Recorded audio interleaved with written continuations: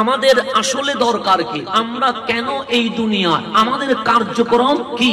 তো রব্বুল আলামিন সূরা মুলুকের মধ্যে আমাদেরকে জানাচ্ছে, বান্দা যে গরু আছে তার কোনো জীবনের উদ্দেশ্য নাই, যে ছাগল আছে তার কোনো জীবনের উদ্দেশ্য নাই, যত পশু পাখি আছে তাদের কোনো জীবনের উদ্দেশ্য নাই, আসমান জমিন আছে তাদের কোনো জীবনের মকসদ নাই, এই সূর্য চাঁদ তারকারাজি এগুলোর কোনো জীবনের কোনো মকসদ নাই।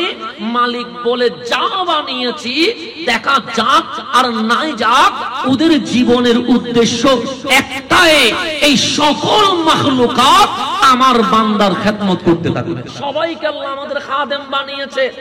যেমন ফেরেশতার কোনো গুনাহ নাই, আমার গুনাহ আছে, আপনারও কি আছে, গুনাহ আছে, এটা অস্বীকার করার কোনো সুযোগ নাই। আর সেই ফেরেশতাকে আল্লাহ বলছে, হে ফেরেশতা, দুনিয়াতেও তোমরা আমার বান্দার খেদমত করবা, জান্নাতেও আমার বান্দা জান্নাতের মালিক হবে, আর তোমরা ফেরেশতা জান্নাতের পাহারাদার হয়ে যাবে। তাহলে মালিক বানাচ্ছে আমাদেরকে, আর দারোয়ান বানাচ্ছে কাদেরকে, ফেরেশতাদেরকে। তো জিন বলেন, ফেরেশতা বলেন, পশু বলেন, পাখি বলেন, জড় পদার্থ বলেন বা পানি বলেন, সব কিছুর এম ইন লাইফ হচ্ছে আপনাকে আমাকে সেবা দেওয়া, গাছের কাজ অক্সিজেন দেওয়া, পানির কাজ তৃষ্ণা মিটানো, জমিনের কাজ আমাকে বাসস্থান দেওয়া, আর আসমানের কাজ বৃষ্টি দিয়া আমার আপনার রিজিকের ব্যবস্থা করে দেওয়া। আল্লাহ বলেন ডানে আর বামে, সামনে আর পিছে, উপরে আর নিচে যাই আছে সব তোমাদের খাদেম, তোমাদের সবকিছু করে দিয়েছি। কিন্তু আপনি এই বহদ্দারহাট চাঁদগাঁও এরিয়াতে অনেক পশু পাখি আছে না নাই? আছে, সাপও আছে, বেজিও আছে, মুরগিও আছে, ছাগলও আছে, গরুও আছে, আছে না নাই? আছে। আপনি যদি গরু দেখেন, গরুর মাথাটা নিচের দিকে, যখন খায় গরুর মাথা উপরে থাকে না, নিচের দিকে থাকে। মুরগি যখন খায় মুরগির মাথা উপরে থাকে না, নিচের দিকে থাকে। বাঘ যখন খায় মাথা উপরে থাকে না, নিচের দিকে থাকে। সিংহ যখন খায় মাথা উপরে থাকে না, নিচের দিকে থাকে। আমার মালিক বলে যত প্রাণী আছে যারা খাওয়া দাওয়া ঘুমায়, সমস্ত প্রাণী খাওয়ার সময় মাথা নিচে করে। কেন? আল্লাহকে আমরা বললাম মালিক ওদের হাত নাই, সেই জন্য পা যেহেতু আছে মাথা নিচের দিকে করতে হয়। তো মালিক বলে তোদের মাথা, আমরা বললাম উপরে। খাওয়ার সময় আমরা বলি নিচে যায় না। মালিক বলে কেন? আমরা বললাম দুটো হাত দিয়েছ, এই হাত দিয়ে আমরা যখন খাই মাথা উপরে থাকে। তখন মালিক ডাক দিয়ে বলে বান্দা, সমস্ত মাখলুকাত রিজিকের সামনে মাথা নত করে দেয়, কিন্তু তোর মাথা আমি এমন উপরে রেখেছি রিজিকের সামনে মাথা নত হবে না। তো যেই মাথা রিজিকের সামনে নত হয় নাই, সেই মাথা রাজ্জাকের সামনে নত করে দিতে হবে। তাহলে মাথার দাম আছে না নাই? আছে। আল্লাহ কি বলছে? আল্লাহ বলে সমস্ত কিছু বানিয়েছি তোমাদের অধীনস্থ বানায়া, তোমাদের খাদেম বানায়া। এরপর আল্লাহ বলছেন আল্লাযী খালাকাল মাউতা ওয়াল হায়াতা, আর আমার বান্দার মরণ আর জীবন বানিয়েছি। আল্লাযী মানে যিনি, খালাকা মানে সৃষ্টি করেছেন। আল্লাহ আমাকে কেন সৃষ্টি করেছেন? আপনাকে কেন সৃষ্টি করেছেন? আপনাকে কেন গাউসিয়া কমিটিতে দরকার? আপনাকে কেন মানবতার সেবাই দরকার? আপনাকে কেন দাওয়াতে খাইরে দরকার? আপনাকে কেন মসজিদে দরকার? আপনাকে কেন মাহফিলে দরকার? আপনাকে কেন কিশোর গ্যাং মাদকের বিরুদ্ধে দরকার? আপনাকে কেন মানবতার কাজে দরকার? তা আল্লাহ বলছেন আল্লাযী খালাকাল মাউতা ওয়াল হায়াতা, তিনি সেই আল্লাহ যিনি তুমি বান্দার মরণ আর জীবনকে সৃষ্টি করেছে। আমি আল্লাহ চাইলে মরণ না দিলে তুমি 1000 বছর দুনিয়াতে থাকতে পারতা, জীবনও দিলাম মরণও দিলাম। কেন? আল্লাহ ডাক দিয়ে বলে লিয়াবলুয়াকুম আইয়ুকুম আহসানু আমালা, আমি দুনিয়াতে তোমাকে ছেড়ে দিয়েছি এবং দেখব লিয়াবলুয়াকুম, যাতে আমি যাচাই করতে পারি, পরীক্ষা নিতে পারি। তোমার মরণের আগে আমি যেন আমার বান্দার টেস্ট টেস্ট করতে পারি আইয়ুকুম আহসানু আমালা। সিনেমা তাকার পরেও, নাটক তাকার পরেও, মাদক তাকার পরেও, বেবিচার নারী তাকার পরেও, সেনা বিশ্বগান তাকার পরেও আমার কোন বান্দা ভালো আমল করে শুধু সেইটা দেখার জন্য আমি মাওলা তোমার জীবন আর মরণ সৃষ্টি করে দিয়েছি। আল্লাহ বলছে, আমি বলি নাই, আমি বললে আপনি মানিয়েন না। আল্লাহ বলছেন আইয়ুকুম আহসানু আমালা, তোমাদের মাঝে কে ভালো আমল করে সেটা আমি দেখব, সেটা আমি যাচাই করব, সেটা আমি এক্সাম নিব, সেটা আমি ইমতিহান নিব, সেটা আমি ইবতিলা নিব, সেটা আমি পরীক্ষা নিব। আমি তোমাকে ছেড়ে দিয়েছি, একদিকে সিনেমা হল দিয়েছি, আরেকদিকে মসজিদ দিয়েছি, একদিকে কিশোর গ্যাং দিয়েছি, অন্যদিকে গাউসে পাকের সংগঠন গাউসিয়া কমিটি দিয়েছি, একদিকে মা বাবাকে পাঠানোর জন্য বৃদ্ধাশ্রম দিয়েছি, অন্যদিকে মা বাবার যত্ন নেওয়ার জন্য ঘর বাড়ি দিয়েছি, একদিকে মানবতার জন্য চাপিয়ে পড়ার জন্য বন্যা দিয়েছি, অন্যদিকে মানুষের উপর জুলুম করার জন্য অস্ত্র দিয়েছি। তুমি কোন দিকে যাও, আমি মালিক দেখব। আইয়ুকুম আহসানু আমালা, তুমি যদি দুনিয়াকে লাথি মেরে আমি রহমানকে রাজি করার জন্য ভালো কাজের প্রতিযোগিতায় নেমে যাও, আমি মালিক, তুমি মরতে দেরি, আমি তোমার জান্নাতুল ফেরদৌস দিয়ে দিব। তাহলে গাউসিয়া কমিটি কি সিনেমায় পাঠায়, নাটকে পাঠায়, জেনায় পাঠায়, মারামারিতে পাঠায়, অস্ত্র ধরতে পাঠায়, কিশোর গ্যাংয়ে পাঠায় না, আগুন ধরলে পানি নিভানোর জন্য পাঠায়, পানি উঠলে ত্রাণ দেওয়ার জন্য পাঠায়, করোনা ধরলে মহামারীতে কেউ যখন দাফন করে না তখন দাফন করানোর জন্য পাঠায়। এই আইয়ুকুম আহসানু আমালা, এটার প্র্যাকটিক্যাল তাফসীর যদি দেখতে হয় তাহলে অবশ্যই আপনাকে আমাকে আওলাদ রাসূলের সংগঠন গাউসিয়া কমিটিকে দেখতে হবে। এখন আসেন আমি সামনের দিকে যা, একটু গভীরভাবে খেয়াল করবেন, আমার কথা বোঝা যায় না, বুঝতে লাগবে না। এখন সামনের দিকে যা, আমরা আগে জন্ম নিই, এরপর মারা যায়, কথা ঠিক না? আমাদের আইডেন্টিটি আছে না নাই, সেখানে লেখা আছে বার্থডে, জন্মদিন, কিন্তু ডেট লেখা আছে না, কেন এখনো মরি নাই। পাসপোর্টে লেখা আছে বার্থডে, কিন্তু মরণ কাল লেখা আছে, কেন এখনো মরি নাই। তাহলে আপনি পাসপোর্টেও বার্থডে, আইডেন্টিটিতেও বার্থডে, যেখানে যাবেন আপনাকে বার্থডে লিখতে হবে কি হবে না? হবে। কিন্তু আপনাকে কেউ লিখতে বলবে না তুমি মরবা কখন। তাহলে হায়াত আগে, মরণ পরে। আমাদের জীবন সেটা, আমার দাদা আগে, আমার বাবা পরে, এরপর আমি, এরপর আমার ছেলে। ধারাবাহিক আছে না নাই? আছে। কিন্তু আল্লাহর কোরআন কোলেন, আল্লাহ বলে আল্লাযী খালাকাল মাউতা, যিনি বানিয়েছে মরণ রে, ওয়াল হায়াতা, এরপর জীবন রে। কিন্তু আপনি দুনিয়ায় তাকান, আগে জীবন পরে মরণ। কোরআন বলে আগে মরণ পরে জীবন। কিরে, কোরআনের কথা তো দুনিয়ার সাথে অমিল থাকার কথা নয়। মালিক জন্ম আগে, ইন্তেকাল পরে, কিন্তু আপনার কোরআন বলছে আল্লাযী খালাকাল মাউতা, আমি আল্লাহ মরণ সৃষ্টি করেছি, ওয়াল হায়াতা, এরপর জীবন সৃষ্টি করেছি। কিন্তু আসলাম দুনিয়ায় আগে, মরলাম দুনিয়ায় পরে। তা আল্লাহ বলবে আল্লাযী খালাকাল হায়াতা ওয়াল মাউতা, আমি হায়াত এবং মরণ সৃষ্টি করেছি। কিন্তু আল্লাহ বলেন না, আমি মরণ সৃষ্টি করেছি, এরপর হায়াত সৃষ্টি করেছি। কেন? আল্লাহ বলে দুনিয়ার জীবনের নাম জীবন নয়, মরার পর যে বাঁচতে পারে এটার নাম আসল জীবন। কথা ঠিক না? আমি আরেকটু বুঝাইলে আপনি বুঝবেন। যেমন আমাদের শ্রদ্ধেয় আব্দুল্লাহ ভাইজান বারবার গাউসে পাকের কথা বলছিলেন। গাউসিয়া কমিটি উনি যতবার বলেছেন, আমি গনে দেখছি উনি ততবার গাউসে পাকের নাম বলেছেন। কথা ঠিক না? আচ্ছা, গাউসে পাক আপনারা চিনেন ওনাকে? ওনার নাম কি? আব্দুল কাদের জিলানী। ওনার মাজার কোথায়? বাগদাদে। উনি কি আমাদের বাবা লাগেন, চাচা লাগেন, নানা লাগেন, দাদা লাগেন? বাংলাদেশে কখনো আসছিলেন? কিন্তু দেখেন জীবনে দেখি নাই। আমাদের আত্মীয় লাগে না, বাংলাদেশেও আসে নাই, আজকে নয় 800 বছর আগে। গৌসে পাকের কোনো ফেসবুক আছে, হোয়াটসঅ্যাপ আছে, ইউটিউবে কোনো ভিডিও আছে? তখন তো ইন্টারনেটও নাই। কিন্তু যখন আব্দুল্লাহ ভাইজান বারবার বলছেন গাউসে পাক, গাউসে পাক, আব্দুল কাদের জিলানী, শুনতে দেরি, মনে মনে বলছি যেন আমাদের আপন কেউ ছিল। কথা ঠিক না?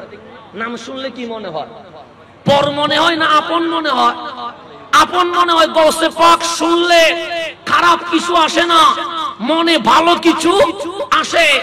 800 বছর আগে ইন্তেকাল করেছে, 800 বছর পর চাঁদগাঁওয়ের জমিনে গাউসে পাকের নাম চলছে। এখন আপনি বলেন ওই 800 বছর আগে ইরাকের প্রেসিডেন্টের নাম কি ছিল? বলতে পারবেন? তাহলে প্রেসিডেন্টের ক্ষমতা ছিল, চেয়ার ছিল, মসনদ ছিল, র‍্যাব ছিল, আর্মি ছিল, পুলিশ ছিল, ওনার ক্ষমতা ইরাকের মানুষ তথ্যর করে কাঁপছে।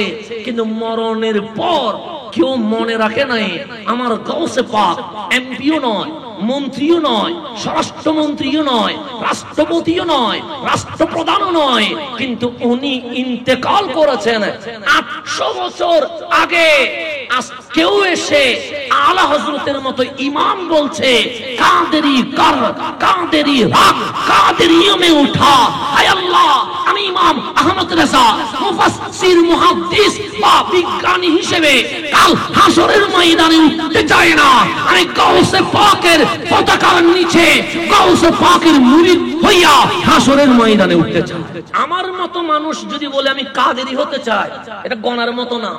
হাসানের মতো মানুষ নয়, 1400 উপরে কিতাব লিখা ইমাম আহমদ রেজা ফাদিলে বেরলভির মতো আলেম দোয়া করছেন, মালিক অনেক কিছু দিয়েছো, মুফাসসির জগতে সেরা মুফাসসির বানিয়েছো, মুহাদ্দিস জগতে সেরা মুহাদ্দিস বানিয়েছো, বিজ্ঞানী জগতে সেরা বিজ্ঞানী বানিয়েছো, আলেম জগতে আলেম জগতের শিরোমণি বানিয়ে দিয়েছো। আমি এত কোয়ালিটি পেয়ে শুকরিয়া তো আদায় করছি, কিন্তু হাসরের ময়দানে আমি আলা হযরত কাদেরি হইয়া উঠতে চাই। আমি যেন মানুষকে বলতে পারি আমি আহমদ রেজা গাউসে পাকের মুরিদ, এটা যেন বলতে পারি।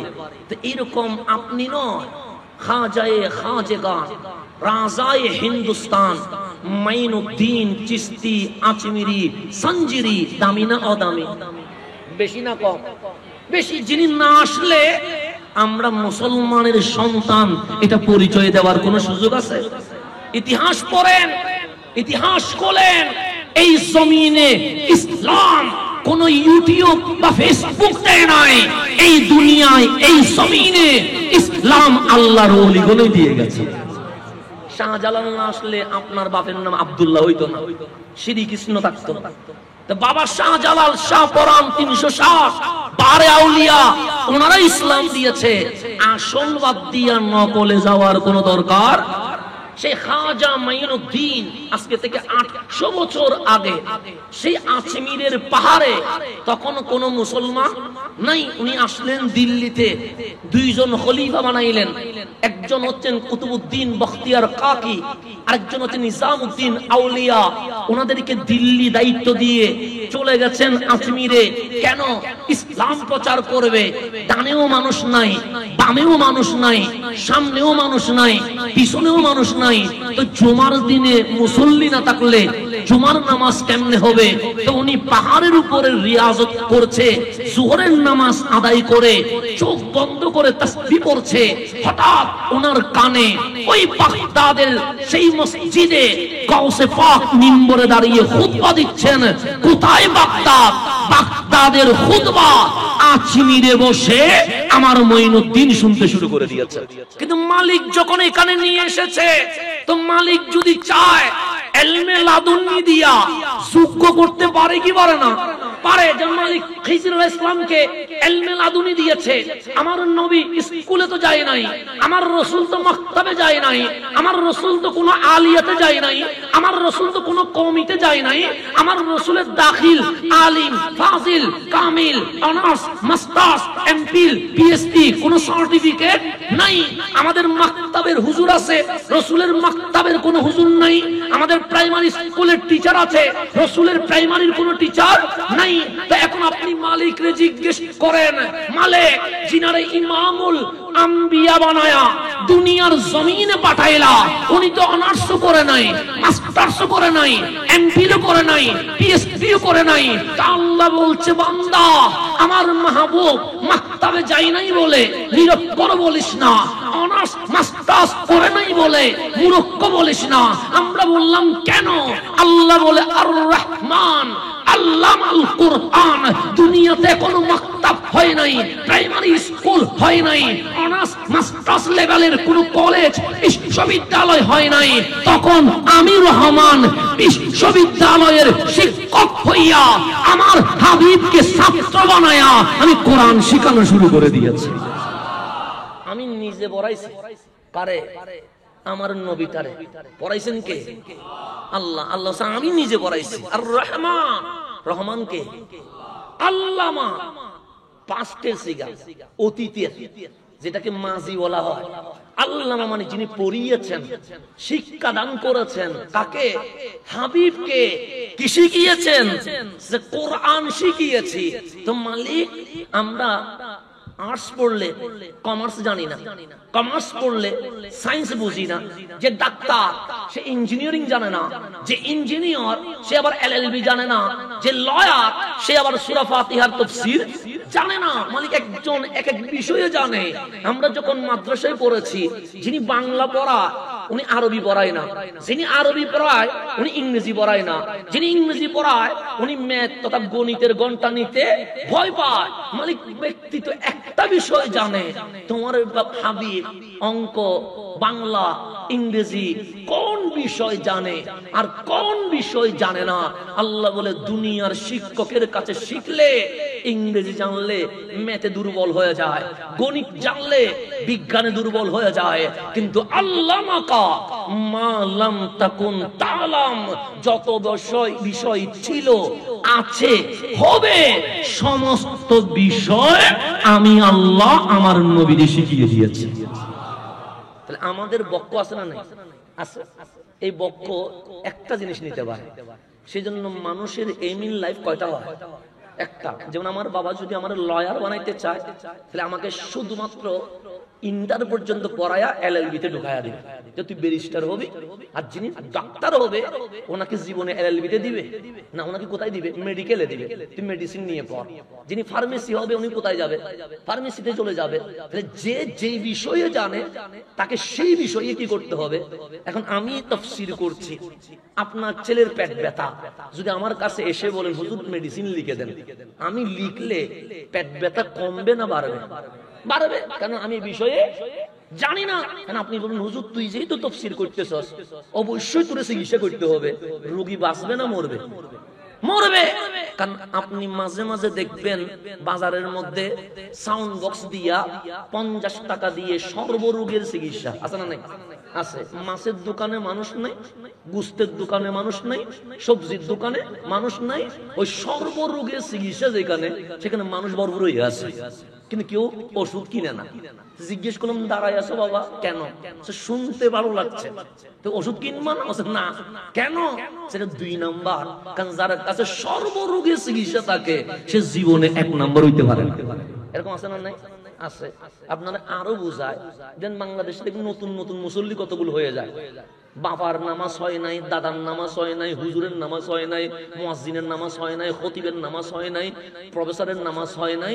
হঠাৎ করে দেখবেন 3/4 প্যান্ট পরে এমন মুসল্লি চলে আসছে যে বলতেছে সে দাদা বাবা সবাই নাকি জাহান্নামে চলে গেছে, কারণ কারণ নামাজ হয়। এরকম নতুন নতুন মুসল্লি আমাদের সমাজে দেখা যায় কি যায় না? যায়। কেন? তিনি কি জানে না? হ্যাঁ জানে। কারণ উনি জানে যে ব্যাখ্যা জানে না। যেন আমি আপনারে বোঝাই, একটা ঘটনা দিয়ে বুঝাইলে বুঝবেন। আমাদের বাংলাদেশে 2টা ডাক্তার আছে, একটা এমবিবিএস ডাক্তার আর একটাকে বলা হয় হারিকেল ল্যাম্পো ডাক্তার। কথা আছে না? আচ্ছা, রেল লাইনের নিচে যেগুলা বসে আর কি, এগুলাকে কি বলে? ল্যাম্পো ডাক্তার, হারিকেল ডাক্তার যেটা বলি। তো একজন স্বামীর চুলকানি হয়েছে, আমাদের মাঝে মাঝে চুলকানি হয় না? হয়। তো স্বামীর চুলকানি হয়েছে, রাত ভোর চুলকা কে? স্বামী। বউ চিন্তা করতেছে, হাত বেচারা রাত ভোর চুলকায়া কি করতে পারে নাই, ঘুমাইতে পারে নাই। তো বললেন, স্বামীরে রাতটা কোনো মতে কাটান, আপনারে কাল সকালে ডাক্তারের কাছে নিয়ে যাব। গেলেন সকাল হইতেই ল্যাম্পো ডাক্তারের কাছে। কার কাছে? হারিকেল ডাক্তারের কাছে। গিয়ে বললেন, আমার স্বামীর সমস্যা। কি সমস্যা? চুলকা। কোথায় চুলকা? বলছে, গলা থেকে শুরু করে নিচ পর্যন্ত শুধু কিসি আছে, চুলকাইতেছে, ঘুমাইতে পারে না। এখন ল্যাম্পো ডাক্তার বই খুলছে। কি খুলছে? বই খুলতেছেন যে এটা ব্যথা চিকিৎসা, হাতে ব্যথা হইলে কি চিকিৎসা, পায়ে ব্যথা হইলে 330 পৃষ্ঠায় আসে, মাঝখানে লেখা আছে চুলকানির চিকিৎসা। কিসের চিকিৎসা?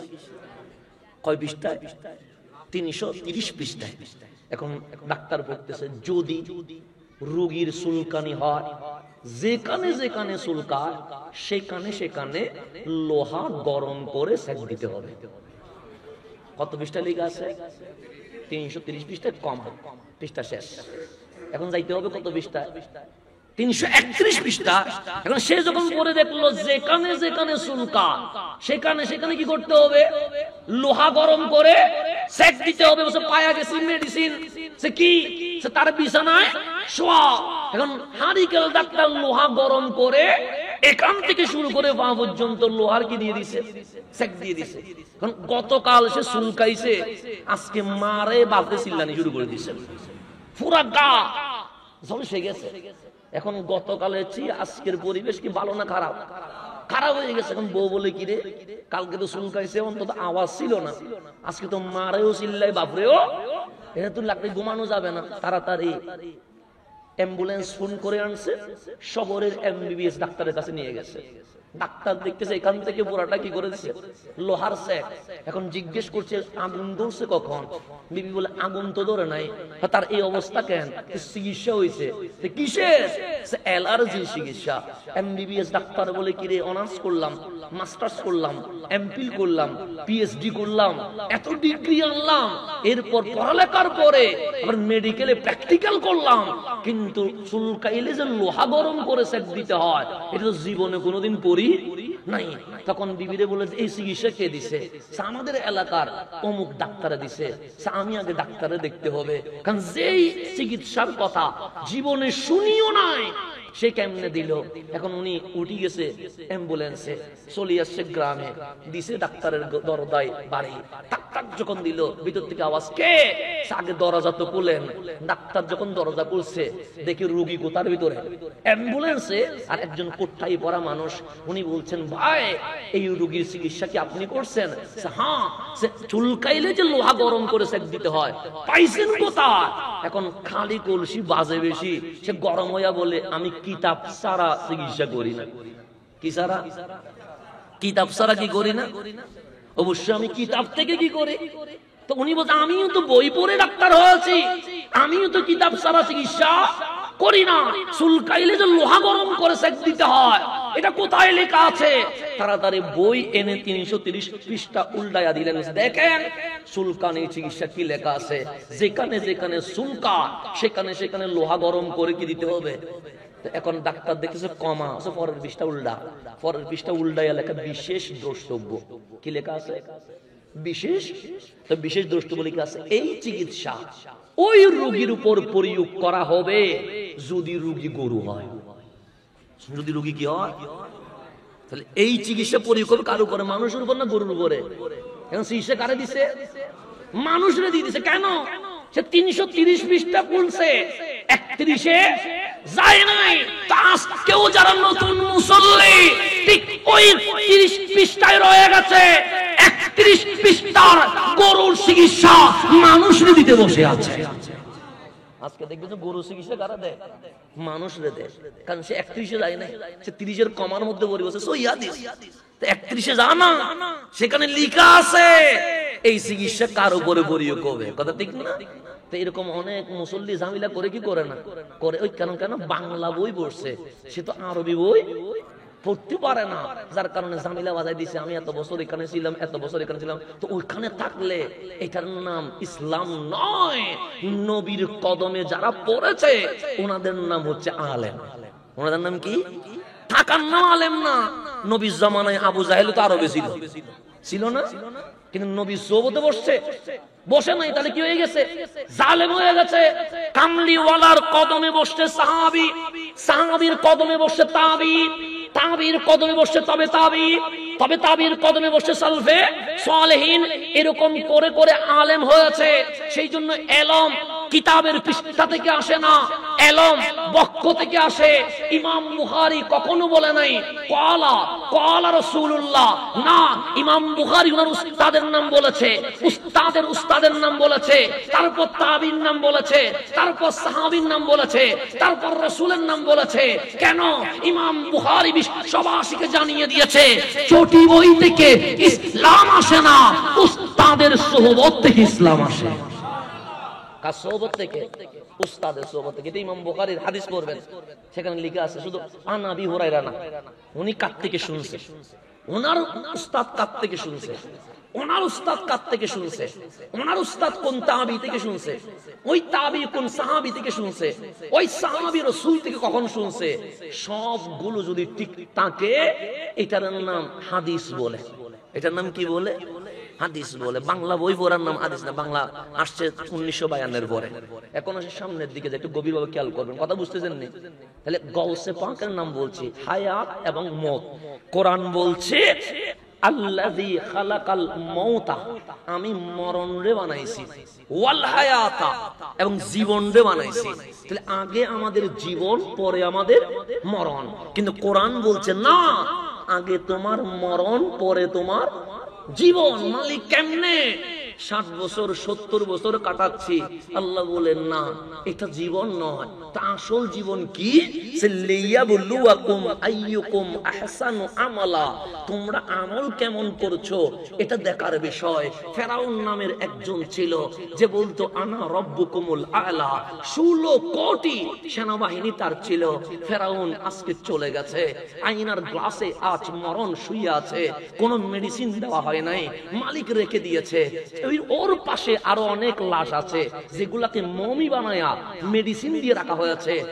শত শত লাশের মাঝখানে ফেরাউনের গায়ে কোনো মেডিসিন নাই, ফেরাউনকে মমি বানানো হয় নাই। কেন? আল্লাহ বিশ্ববাসীকে জানাচ্ছে, হে বান্দা, দুনিয়ার শুরু থেকে এই পর্যন্ত ফেরাউনের চেয়ে রাষ্ট্রপ্রধানে শক্তিশালী আর কেউ ছিল না। সেজন্য আনা রব্বুকুমুল আলা বলেছে। দেখো, মরে তো গিয়েছে, গালি দিলেও কোনো উত্তর দিতে পারে পারে আমাদের সিটিংগেরা শিয়ানা বেশি। কারা? সিটিংগেরা আল্লাহ অনেক নিয়ামত দিছে, তার মধ্যে একটা নিয়ামত হচ্ছে যে ভাষা দিছে এই ভাষা গুগলেও অনুবাদ করা যাবে না। এটা হচ্ছে সিটিংগেদের নিয়ামত। আমরা গালি দিলে কেউ জীবন ধরতে পারবে? গুগলে দিলে কি আসবে? কিছু আসবে না। তো সেই জন্য সিটিংগেদের মতো বড় বড় মানে নিয়ামতওয়ালা আমি এই দুনিয়া কাউকে দেখি নাই, বেশি নিয়ামতওয়ালা। কারণ কথাটা এমন কথা যেই কথা গুগলে ট্রান্সলেট করা যাবে না। আপনি আরবি লিখেন বাংলা হবে, বাংলা লিখেন ফ্রান্স হবে, ফ্রান্স লিখেন ইংরেজি হবে, সিটিংগে লিখে দেখেন তো আগাও আসবে না, মাথাও আসবে না। চাইনা লিখলেও অনুবাদ হবে, কিন্তু সিটিংয়ের কোনো কি নাই, অনুবাদ নাই। তো আমি যখন আজহারে গেলাম 2015-তে অনার্স শেষ করেছি, দেশে চলে আসবো। এখন আসার সময় ভাবতেছি ফেরাউন না দেখলে কেমনে হয়। কারণ বাঙালি আগে সার্টিফিকেট চাইবে না, বাঙালি আগে জিজ্ঞেস করবে হুজুর ফেরাউন রে দেখছেন? কারণ বাঙালি তো এই সিস্টেমে, কারণ আমি তো জানি এ বলবে না সার্টিফিকেট কই, এ বলবো যে ফেরাউন কত হাত, ফেরাউন লাম্বাই কিরকম, নাকটা কিরকম, চোখটা কিরকম, কানটা কিরকম। এটা হচ্ছে আমাদের বাঙালিদের যেটা প্রশ্ন আর কি, আমি তো বুঝে গেছি। তো আমি বললাম আমি সার্টিফিকেট নিয়ে দেখাইলে এ বলবো বুয়া। আগে জিজ্ঞেস করবে আপনি ফেরাউন দেখছেন নি, অন্তত বাঁচার জন্য হইলো শেষবারের মতো ফেরাউন একটু কি করে আসে, দেখি আসি। এখন ফেরাউনের এখানে গিয়ে কেউ সূরা ফাতিহা পড়বে, সূরা নাস পড়বে, দরুদ শরীফ পড়বে। এখন টিকেট কেটে ভিতরে ঢুকছি, 2 সিটিংগেরে পাইছে। কয় সিটিংগে? শুধু বিড়বিড় করতে আছে, মানে টুল লড়তেছে। আমি চিন্তা করলাম কি রে, এগুলো কোন দেশের মানুষ? ফেরাউনের দেখি তো টুট লড়ার কথা না, দেখতে তো মুসলমানের সুরত মনে হচ্ছে, এটা সূরা ফাতিহা এখানে পড়বে না, সূরা ইখলাসও পড়বে না, দরুদ শরীফ কানটান লাগাইয়া দেখি সিটেঙ্গে বাংলায়, সিটেঙ্গে ভাষায় যত গালি আছে বাই সিরিয়াল দিতে আছে, মোটামুটি যা আছে আর কি। মানে ওই দিন আমি অনেক কিছু শিখছি যেগুলো জীবনে কোনোদিন আর বলা যাবে না, কারণ সিটেঙ্গে তো গালিটা আলহামদুলিল্লাহ এমন স্পার্ট যে স্পার্ট আর কাউকে বলা যাবে না। এই যে দন্তিয়া থেকে শুরু করছে একদম 30 মিনিটের উপরে, তো আমি ফেরাউন দেখাচ্ছি, তাদেরকে দেখি থাকছি, কারণ আমি বলছি কি ফেরাউন দেখবো, আমার সামনে যেটা চলতেছে এটা তো জীবনে কোনোদিন দেখি নাই। তারাও ফেরাউন দেখা শেষ, আমিও ফেরাউন দেখা শেষ করলাম, আগামাতা একটু দেখলাম হাত থেকে, কারণ বাঙালিতে জিজ্ঞেস করবে। তো আমি পরে গালি শেষ হওয়ার পর জিজ্ঞেস করলাম সিটেঙ্গে নেই, হ্যাঁ সিটেঙ্গে আপনি, আমি যদি সিটেঙ্গে না হয় দৌড়লাম কেমনে, আমার হচ্ছে বাইরেও না। তো বাইরে ইয়ার পর আমি জিজ্ঞেস করলাম যদি পুলিশে দৌড়ে আধা ঘন্টা এখানে কি করছেন, গালি দিছে বলতে পারছে না, পুলিশে ধরলে বলো দোয়া করে দিছে, আর ধরতে পারবে না আমাদেরকে। তো পরে জিজ্ঞেস করলাম ভাই গালি দেওয়ার ফজিলত তো আমি জীবনে কোথাও বলি নাই, তা আপনি ফেরাউনের সামনে 30 মিনিট গালি দিলেন কেন? হুজুর কখন যে মরি যায় আল্লাহ জানে, কাল হাসরের ময়দানে আল্লাহ যদি আমারে ধরে কি আনছস, আমি বলবো মালিক নামাজ কালাম কবুল হইছে কিনা জানি না, মিশর একবার যাওয়ার সুযোগ হইছে, ফেরাউনের 30 মিনিট গালি দিয়ে আসছে, এটা আমার আমল। কারণ তুমি নিলে না, কারণ আমি বলছি কবুল হবে কিনা আমি জানি না ভাই, ফতোয়াতে আমি যাবো না, কারণ ফতোয়া দিতে গেলে আমি বাজি যাবো। এখন তোমার বাজি বিশ্বাসে যেটা দিছো যেটা আল্লাহর সাথে তোমার হবে। তো সিটিংয়ের মতো সালাত এই দুনিয়া আর কেউ নাই। তো ফেরাউনের সামনে আমি যেটা দেখছি, ফেরাউনের সামনে ইহুদি যা, খ্রিস্টান যা, মুসলমান যা, কেউ শ্রদ্ধা করে না, কেউ গালি দেয়, কেউ জুতা মারতে চায়, কেউ থাপ্পড় মারতে চায়। তাহলে ফেরাউনের মতো একটা বিশাল ক্ষমতাওয়ালা যার 16 কোটি সেনাবাহিনী ছিল, আজ ক্ষমতা নাই, মাটির সাথে মিশে যাওয়ার কথা, মালিক মাটিতে না রেখে, পানিতে না রেখে, জমিনের উপর রেখে বিশ্ববাসীকে জানিয়ে দিয়েছে জালেম হইও না। কেন? ফেরাউন বড় জালেম ছিল, আজ দুনিয়ায় সবচেয়ে অপদস্থ হয়ে আছে। এটাই তো আল্লাহ মেসেজ দিচ্ছে যে জালেম হইও না, কারণ জালেম হয়তো বা 30-40 বছর শান্তি পাবে, কিন্তু তুমি আর বেশি দিন শান্তি পাবে না। তো এইরকম বিশ্বের বিশাল বিশাল ক্ষমতাধর যারা মরণের পর কেউ মনে, কিন্তু যদি বলেন সিদ্দিক আকবর, মানুষ শ্রদ্ধা ভরে নামটা নেয়, ফারুক আজম শ্রদ্ধা ভরে, উসমান জুন্নুরাইন শ্রদ্ধা ভরে, মাওলা আলী শ্রদ্ধা ভরে, ইমাম হাসান শ্রদ্ধা ভরে, ইমাম হুসাইন শ্রদ্ধা ভরে, আম্মাজান আয়েশা শ্রদ্ধা ভরে, আম্মাজান ফাতেমা শ্রদ্ধা ভরে, গাউসে পাক শ্রদ্ধা ভরে, খাজা আজমি শ্রদ্ধা ভরে। কেন? ওনারা মরে তো গেছেন কথা ঠিক, কিন্তু মরটা দুনিয়ায় হয়েছে, কিন্তু এই দুনিয়াকে লাথি মেরে যখন মালিকের হয়েছে, ওনারা জিন্দেগি ভরের জন্য জীবিত হয়ে গেছে। সেই জন্য আল্লাহ মরণ আগে নিছে, হায়াত পরে নিছে। আমি খাজা আজমিরের কথা বলছি, উনি আজমিরের পাহাড় থেকে শুনতেছেন, আমার গাউসে পাক বলছে যে আজ থেকে কিয়ামত পর্যন্ত যত ওলি আসবে, সকল ওলির কাঁধের উপর আমি কদম রেখে দিলাম। কেন? আমি আব্দুল কাদেরের কাঁধে স্বয়ং রহমতুল্লিল আলামিন কদম রেখে দিয়েছে। আমার কাঁধে কদম রাখছে রহমতুল্লিল, আর আমি কদম রাখছি সমস্ত কিছুর উপরে। তখন খাজা মঈনুদ্দিন বলছেন লা লা লা, না না না, আপনার কদম আমি কাঁধে নিলাম না। তখন জিজ্ঞেস করা হচ্ছে কেন? কদম যদি কাঁধে থাকে, আমার নাক, আমার কান, আমার চোখ, আমার মাথা গাউসে পাকের কদমের উপরে উঠে যাবে। আমি মাথাটা দিয়ে বললাম আয় গাউসে পাক, কদমুকা আলা আইনি ওয়ারাসি, আপনার কদম কাঁধে নিলাম না, চোখ আর মাথার উপরে নিয়ে নিলাম। এরকম দামি হচ্ছেন গাউসে পাক আব্দুল কাদের। কেন? ওনার তো ফেসবুক নাই, ওনার তো ইন্টারনেট নাই, এত দামি হলেন কেন? উনি যে মওলার জন্য ফানা হয়ে গেছে, মালিকের জন্য ইবাদতে মশগুল হয়ে গেছে। মালিক বলে এত কবুল করে নিয়েছি, তুমি আব্দুল কাদের জিলানীকে আমি আজীবনের জন্য স্মরণীয় করে দিয়েছে। তাহলে এখন আসেন, আমরা কোরআন থেকে দুইটা শব্দ পাইলাম, একটার নাম মওত আর একটার নাম কি? মত মানে মরণ, হায়াত মানে জীবন। মনে আছে না? তাহলে আজকের বিষয় হচ্ছে মরণ ও জীবন। বিষয় কি? এটা আনকমন হয়ে গেছে না? মরণ ও জীবন। এখন ডাক্তার আছেন? ডাক্তার আমাদের এখানে ডাক্তার আছে? হ্যাঁ হ্যাঁ আছে না? আমি ডাক্তার থাকলে আমি ওনার পা ধরে মাফ চাইব।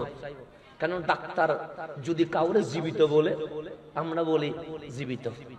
হসপিটালে ডাক্তার যদি বলে ডেথ, মরে গেছে, আপনি আমি আর জীবিত বলবো না। তাই ডাক্তারের একটা পরিবেশ আছে না? নাই? আছে। ডাক্তার যখন নাকে হাত দেয় দেখে নিঃশ্বাস নাই, পেট যখন চাবে দেখে নড়াচড়া নাই, তখন ডাক্তার কি বলে? মরে গেছে। আমাকে কি মরা বলবে? ডাক্তারকে গান নিয়ে আসেন, হুজুর ডাক্তারকে জিজ্ঞেস করেন হাসানা দাঁড়ি কি মরা না জিন্দা? উনি বলবে জিন্দা। কেন? উনি স্টেজে বসছে, কথা বলছে, চোখে দেখছে, কথা আপনি বললে উনি শুনছে।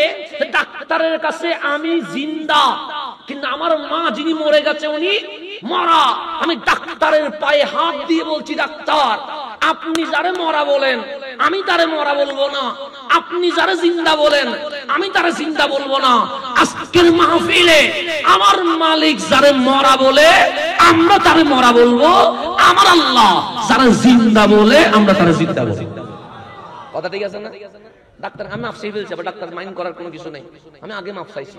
ডাক্তার যারে মরা বলে আমি তারে কি বলবো না? মরা বলবো না। আর ডাক্তার যারা জিন্দা বলে আমি তারে জিন্দা বলবো না। কেন? কারণ আমার আল্লাহ মরা জিন্দা ভাগ করেছে। কে ভাগ করেছে? আল্লাহর কাছে মরা কে সেটা আপনাকে জানতে হবে, আল্লাহর কাছে জিন্দা কে সেটা আপনারা জানতে হবে। কেন? আপনারা বানাইছে কে? কেন? মরা রাখার জন্য। আপনি মনে করছেন কবরে গেলে তো মরে যাবো। আপনাকে এখন নাস্তিক, এখানে দেখবেন এখন স্কুল কলেজে অনেক নাস্তিক ছেলে আমাদের যুবকদের ঈমান নষ্ট করে ফেলতেছে। আমি অনেক যুবক চিনি, কারণ এখন তো বাংলাদেশের গড়ে 5 ওয়াক্ত নামাজের শিক্ষা নাই। আমি এদিন ইন্টারনেটে দেখলাম একটা মহিলা, মানে বয়স 17-16 হবে, তাকে বলছে বাংলাদেশের নায়কদের মধ্যে মানে সেরাকে নাম বলতে পারছে, বলিউড হলিউডের নায়ক নায়িকার নাম বলতে পারছে, ব্রাজিল আর্জেন্টিনার খেলোয়াড়ের নাম বলতে পারছে, মানে এরকম যত লেভেল আছে সব বলতে পারছে। পরে উপস্থাপক বলছে এশারের নামাজ কয় রাকাত? উনি বলে এটা তো আমি জানি না। মুসলমানের মেয়ে বলিউড চিনে, হলিউড চিনে, খেলোয়াড় চিনে, কিন্তু এশারের নামাজ কয় রাকাত? কেন? আমার পরিবার ব্রাজিলের নেইমার আর আর্জেন্টিনার মেসির ওয়াইফকে, গার্লফ্রেন্ডকে এটা শিখায়, আর ফজরের নামাজ যে পড়তে হয় এটা শিখায়। কথা কি ঠিক? বর্তমান বোঝা যাচ্ছে? কারণ আমাদের অনেক বন্ধু জুটবে যারা আমারে বলবে নামাজ পড়িস না, রোজা রাখিস না, কোরআন পড়িস না। কেন? সেগুলোর কোনো ভিত্তি নাই। তো কি বুঝাবে আপনারে? তুই কি মরে যাবি? আপনি বলবেন হ্যাঁ, কারণ মরণ সত্য, এতে কোনো অস্বীকার করার সুযোগ আজকে অথবা কালকে মরতে হবে, কি হবে না? তো নাস্তিক আপনারা দেখেন, নাস্তিক যুক্তি দিয়ে বোঝায়। কি দিয়ে বোঝায়? এখন যারা স্কুল কলেজে পড়ে তাকে বোঝাচ্ছে এটা কি? জমিন। জমিন কি দিয়ে বানায়? সে মাটি দিয়ে বানায়। তখন পানি নিয়ে মাটিতে ডালবে, পানি এখন কি করছে? সে মাটি চুষে খেয়ে ফেলছে। এখন বুঝাচ্ছে দেখেন, মাটি চুষে কি করে ফেলছে? খেয়ে ফেলছে। সবজি কাটার পর কিছু জিনিস আবর্জনা রয় কি রয় না? আবর্জনা যদি মাটির ভিতরে ঢুকান এটা কি হয়ে যাবে? 15-20 দিন পর মাটি হয়ে যাবে। তো এখন নাস্তিক বন্ধু শিখায়, দেখ পানি রাখলাম, জমিন চুষে খেয়ে ফেলেছে, আবর্জনা রাখলাম, ময়লা রাখলাম, জমিনে মাটি হয়ে গেছে। তুইও যদি মরে যাস মাটি তোরে খেয়ে ফেলবে, তোরে আর কেউ খুঁজে পাবে না। ডো ফুর্তি, এই দুনিয়ায় যতটুকু সময় আছে জেনা কর, মদ খা, ব্যভিচার কর, উলঙ্গপনা কর, যেমন ইচ্ছা তেমন কর, কোনো সমস্যা। কেন? মরে গেলে তোমার আর পুঁজি পাওয়া। এই কথা শুনে স্কুল কলেজের অনেক স্টুডেন্ট, ছেলে মেয়ে আস্তে আস্তে কি হয়ে যাচ্ছে? আমি নিজের চোখে দেখেছি, 5 ওয়াক্ত নামাজ না পড়লে আমাদের সমাজে কিছু বলে না, মাও কিছু বলে না, বাবাও, তখন সে 5 ওয়াক্ত নামাজ পড়ে না। কিন্তু জুমার দিন আসলে যদি ঘরে বসে থাকে, বাবা বলে কি মসজিদে যা, মা বলে মসজিদে কিসের দিন? এই জুমার দিন অনেক ছেলে মসজিদে আসে শুধু মা বাবাকে দেখানোর জন্য আমি মুসলিম আছি এটা বোঝার জন্য, কিন্তু সে ভিতরে কি নাস্তিক এরকম আমি অনেক দেখছি, আমার মুসল্লিও পাইছি। আমার মুসল্লির মধ্যে অনেকে বলছে আমি মসজিদে কেন জানেন, আমি কেন আমার মারে দেখানোর জন্য, আমার বাবাকে দেখানোর জন্য আমি মুসলিম, কিন্তু আমি ভিতরে মুসলিম নয়, আমি ইসলাম বিশ্বাস করি না। কেন? ওই বুঝাই দিছে মাটির ভিতরে ঢুকলে মাটি কি করে ফেলে, খেয়ে ফেলে। আমি ভাবতেছি হ্যাঁ কত তো ঠিক। এই নাস্তিক তো আমার সমাজের মানুষের কথাগুলা খেয়ে ফেলছে। কারণ সে কোরআন পড়বে না, কেন? সে যুক্তি দিয়ে বুঝতে চায়, সে কোরআন দিয়ে বোঝানো। কোরআন আমি মানি না, আমি বুঝবো না। আল্লাহ নাস্তিকের উত্তর কোরআনে না দিয়ে যুক্তি দিয়েও দিয়েছেন। কার উত্তর? নাস্তিকের। এখন আপনাকে যখন নাস্তিক বলবে তুমি মরে যাবে, মাটি তোমারে খেয়ে ফেলবে, তা আল্লাহ বলে বান্দা শোন, তোকে অনেক ইবলিস ডিস্টার্ব করবে, অনেক শয়তান যুক্তি দিয়ে বলবে মাটি তুরে খেয়ে ফেলবে। আসমানের দিকে তাকা, আসমানের কোনো মা নাই। জমিনের দিকে তাকা, জমিনের কোনো বাবা নাই। সূর্য, চাঁদ, গ্রহ, উপগ্রহ, গাছগাছালির দিকে তাকা, তাদের কোনো মা বাবা নাই। তো যেই আল্লাহ আসমান ও জমিন মা বাবা ছাড়া বানাইতে পারে, সেই আল্লাহ তোমাকেও মা বাবা ছাড়া হুকুম দিয়া ডাইরেক্ট বানাইতে পারে। পারে কি পারে? বাবা আদমের কি মা আছে? বাবা আছে? নাই। হযরত ঈসা আলাইহিস সালামের কি বাবা আছে? নাই। তা আল্লাহ বানাইতে পারে কি পারে না? তা আল্লাহ বলে আমি জাস্ট বলবো কুন হয়ে যা, ফায়াকুন, অটোমেটিক হয়ে যাবে। তা আল্লাহ যদি আলমে আর ওয়াতে আমাকে বলতেন হাসান হয়ে যা, আমি ডাইরেক্ট মানুষ হইয়া চট্টগ্রামের জমিনে আসতে পারতাম কি পারতাম না? পারতাম। কারণ আল্লাহ বললে ইন্নাল্লাহ আলা কুল্লি, তা আল্লাহ বলে মাঝখানে তোর মার সাথে বাবার বিয়ে দিলাম, তোর মায়ের পেটে 1 মিনিটের জন্য না, 1 ঘন্টার জন্য না, 1 দিনের জন্য না, 1 সপ্তাহের জন্য না, 10 মাস 10 দিন রেখে দিয়েছে। তোর মায়ের কি কষ্ট হয় নাই? আমরা বললাম মালিক আমরা ছেলে মানুষ, পেটে সন্তান নেওয়া সম্ভব নয়, কিন্তু অনেকের কাছে ছোট ছোট পাথর হয় 10-20 গ্রাম। ওরা যখন ওই পাথরের ব্যথা উঠে ঘুমাইতে পারে না, অপারেশন করতে হয়। তো সামান্য পাথর যখন ছেলে নিতে পারি না, আর আমার মা 1-1.5-2 কেজি জীবিত মানুষ কেমনে রাখে, অবশ্যই আমার মায়ের কষ্ট হয়। আল্লাহ বলে আমি কেন কষ্ট দিব তোর মাকে? কিন্তু এই কষ্ট দেওয়ার পিছনে আমি নাস্তিকের উত্তর ঠিক করে রেখেছি। আপনার মালিককে আপনি জিজ্ঞেস করেন মালিক কেন? আল্লাহ বলে মা জাতিকে আমি ধৈর্যশীল বানিয়েছি, আমি মাকে সবার উপরে নিয়ে গেছি, কারণ মায়ের পেটটাকে আমি তোদের জন্য জন্মস্থান বানিয়েছি। তো মালিক বলে আমি চাইলে তোকে 1 মিনিটে মায়ের পেট থেকে বের করতে পারতাম, আমি চাইলে 1 ঘন্টায় মায়ের পেট থেকে বের করতে পারতাম, আমি চাইলে 1 দিনে বের করতে পারতাম। কিন্তু কেন বানাইছি জানো? আমরা বলি কেন? মালিক বলে 2টা কারণ। আসমানকে বলছি হয়ে যা, আসমান হয়ে গেছে। জমিনকে বলছি হয়ে যা, জমিন হয়ে গেছে। সূর্যকে বলছি হয়ে যা, সূর্য হয়ে গেছে। চাঁদকে বলছি হয়ে যা, চাঁদ হয়ে গেছে।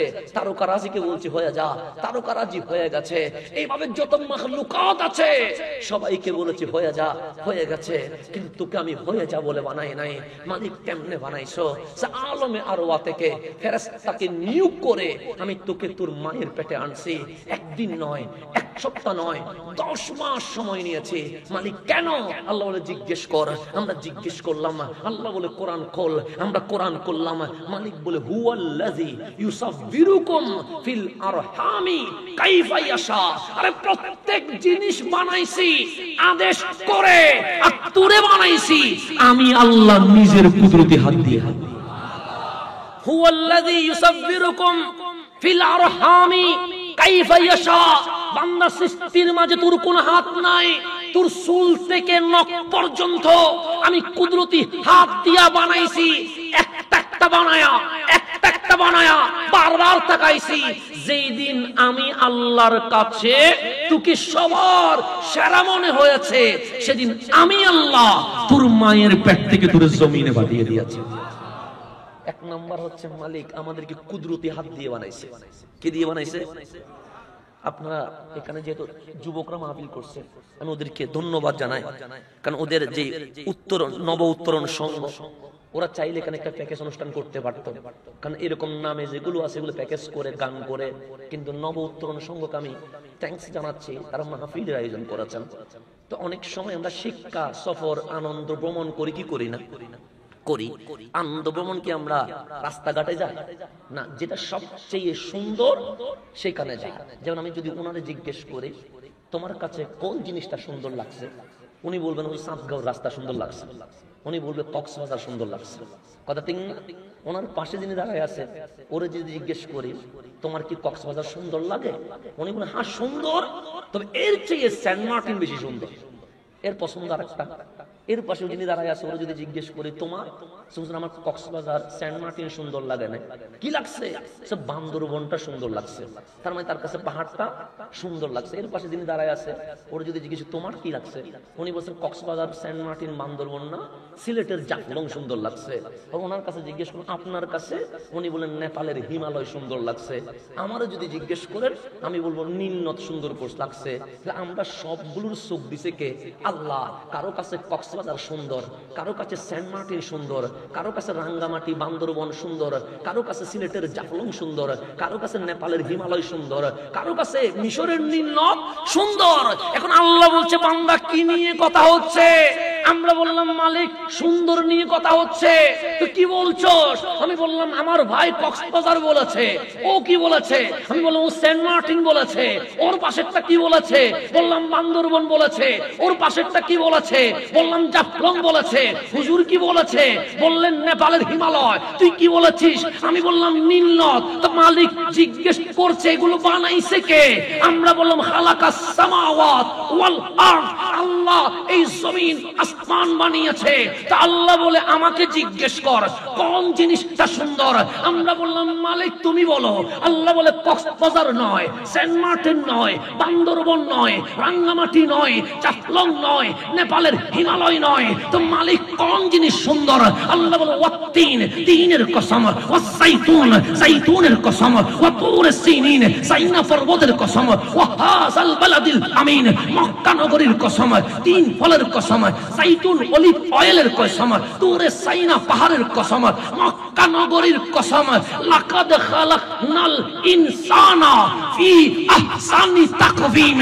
আমি আল্লাহর সৃষ্টির মধ্যে আমার বান্দার চেয়ে সুন্দর আমি আর কিছু বানাই না।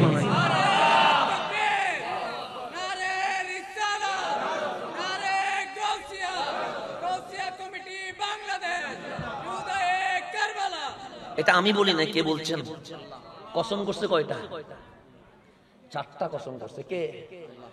আল্লাহর কসম করার দরকার আছে? আমি হাসান মিথ্যা বলি বিদায় আমার কসম করতে হয়, কিন্তু মালিকের কসম করার দরকার আছে।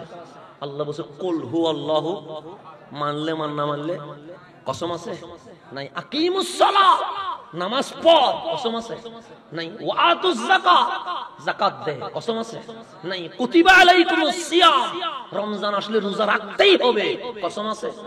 আতিমুল হজ, টাকার শক্তি থাকলে হজ জীবনে একবার করতেই হবে, কসম আছে? ওয়াবিল ওয়ালিদাইনি ইহসানা, মা বাবা থাকলে সেবা করতেই হবে। আহাল্লাল্লাহুল বাইআ ওয়া হারামার রিবা, যেটা হালাল করছি নিতে পারবা, যেটা হারাম করছি এটা ছাড়তেই হবে, কসম আছে? ইজা জুলজিলাতিল আরদু জিলজালাহা, জমিন একদিন কেঁপে কিয়ামত হবে, কসম আছে? জান্নাত জাহান্নামের কথা বলছে, কসম আছে? কেন? আল্লাহ বলে মানলে মান, না মানলে নাই মান। মালিকের কসম করার কোনো দরকার? যেই আল্লাহর কসম করার দরকার নাই সেই আল্লাহ যখন আপনার সূরত নিয়ে বলছে, সে আল্লাহ তিনের কসম, জাইতুনের কসম, তুরে সাইনার কসম, মক্কা নগরীর কসম। যেই মালিকের কসম করারই দরকার নাই সেই মালিক চার কসম করে বলছে। তুই যখন কক্সবাজারের দিকে তাকিয়ে বলছিস নাইস, তুই যখন সেন্ট মার্টিনের দিকে তাকিয়ে বলছিস বিউটিফুল, তুই যখন নীল নদের দিকে তাকিয়ে বলছিস এর চেয়ে সুন্দর আর কিছু হয় না, তখন আমি মালিক তোর দিকে তাকিয়ে বলছি বান্দা তোর চেয়ে সুন্দর আর কিছু হয় না। তুই যখন সমুদ্র পাহাড়ের দিকে তাকিয়ে থাকিস আমি মাওলা তখন তোর দিকে তাকিয়ে থাকি, কারণ তোর চেয়ে সুন্দর আমি আর কিছু বানাই। আপনার দাম কতটুকু? আপনি কেন নিজের জীবনটাকে লস করে দিচ্ছেন? কেন অমুক ভাইয়ের পিছনে 200 টাকা স্লোগান দিচ্ছেন? কেন অমুক ভাই তমুক ভাই বলে দৌড়ছেন? আল্লাহ তুই কত দামি, তুই তাকিয়ে আছিস ওই দিকে আর আমি তাকিয়ে আছি তোর দিকে। মালিক কিরকম তাকিয়ে আছে জানেন? হাদিসে কুদসি খুলেন কিভাবে তাকিয়ে আছে। আমরা গুনাহ করি কি করি না? করি। গুনাহ তো বান্দাই করবে। আল্লাহ আমাকে মেশিন যেহেতু দিয়েছে 2টা, নফস কলব। সুতরাং আমার গুনাহ হবে স্বাভাবিক বিষয়। আর যদি আমার কাছে গুনাহ করার জ্ঞান মেশিন না থাকতো, আমি ফেরেশতা হয়ে যেতাম। তা আল্লাহ বলে তুই গুনাহ করবি, আমি জানি। তা আমরা গুনার উপর গুনাহ করতেছি না, করতেছি তো। তো গুনাহ করলে কি আল্লাহ রাজি হয়? রাজি তো হওয়ার কথা না। আমি যদি সিনেমা হলে যাই, মালিক নারাজ হবে। আমি যদি খুন করি, মালিক। আমি যদি গালে দেই, মালিক। আমি যদি জুলুম করি, মালিক। মিথ্যা বললে মালিক নারাজ হবে, স্বাভাবিক বিষয়। কারণ আমার বাবা যেটা চায় না, সেটা যদি আমি বারবার করি, বাবাও কি হয়? নারাজ হয়। তো রহমান নারাজ হচ্ছে না? হচ্ছে।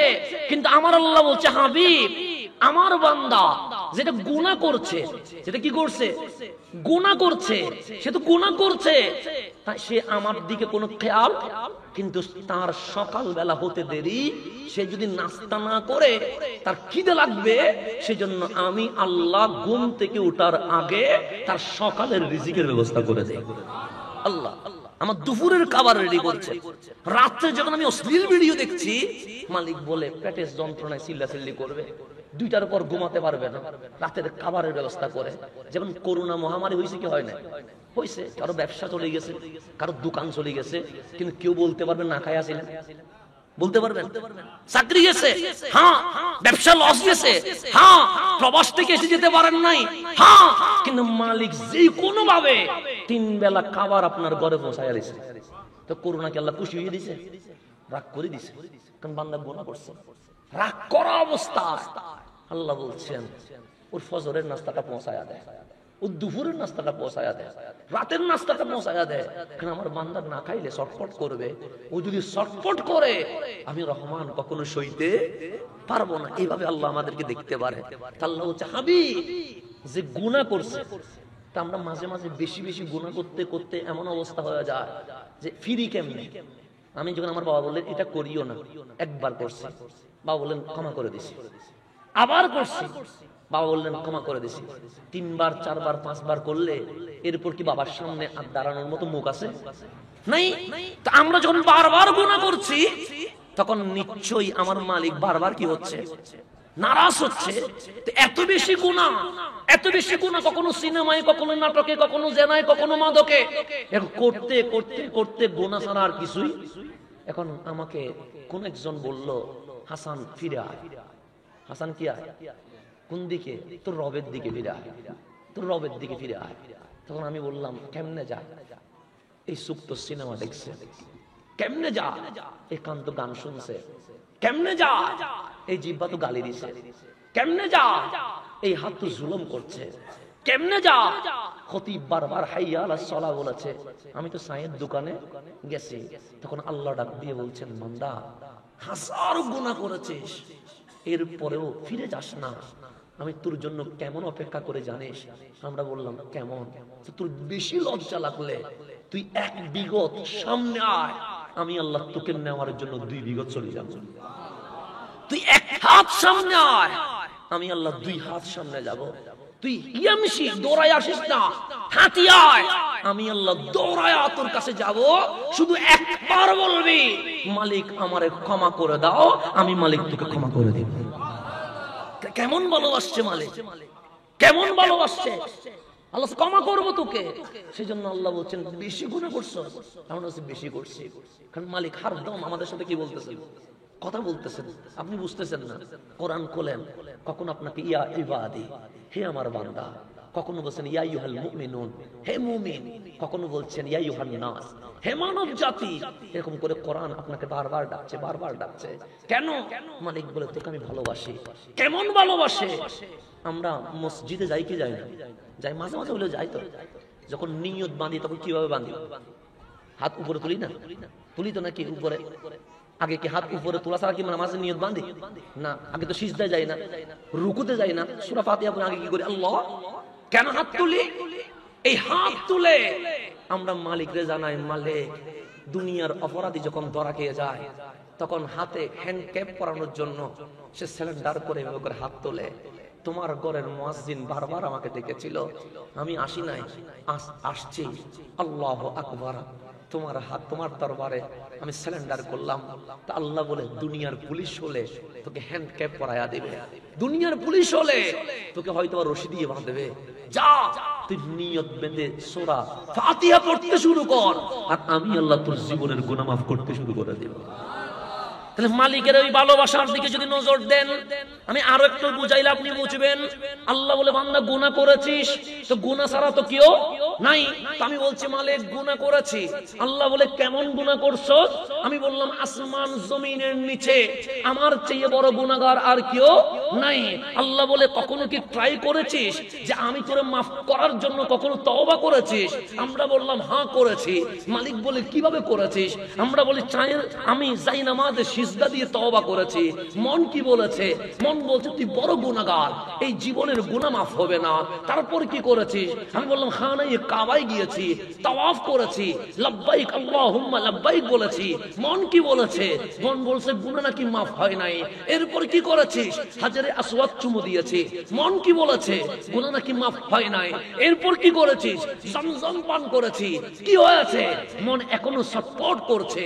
এরপর কি করছিস? আমি সাফা মারওয়া সাই করেছি। মন কি বলছে?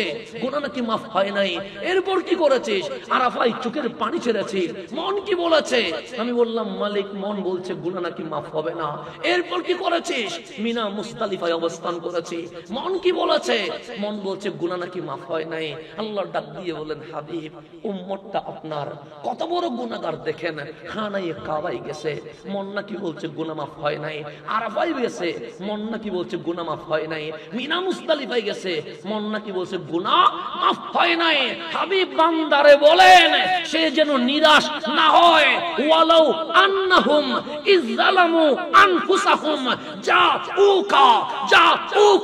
হাবিব কাবায় আসার পরেও তার মন যদি বলে গুনাহ মাফ হয় নাই, তারে বলেন আপনি নবীর কদমে আসতে আমি আল্লাহ ওয়াদা করলাম জীবনের গুনাহ মাফ করে দিব।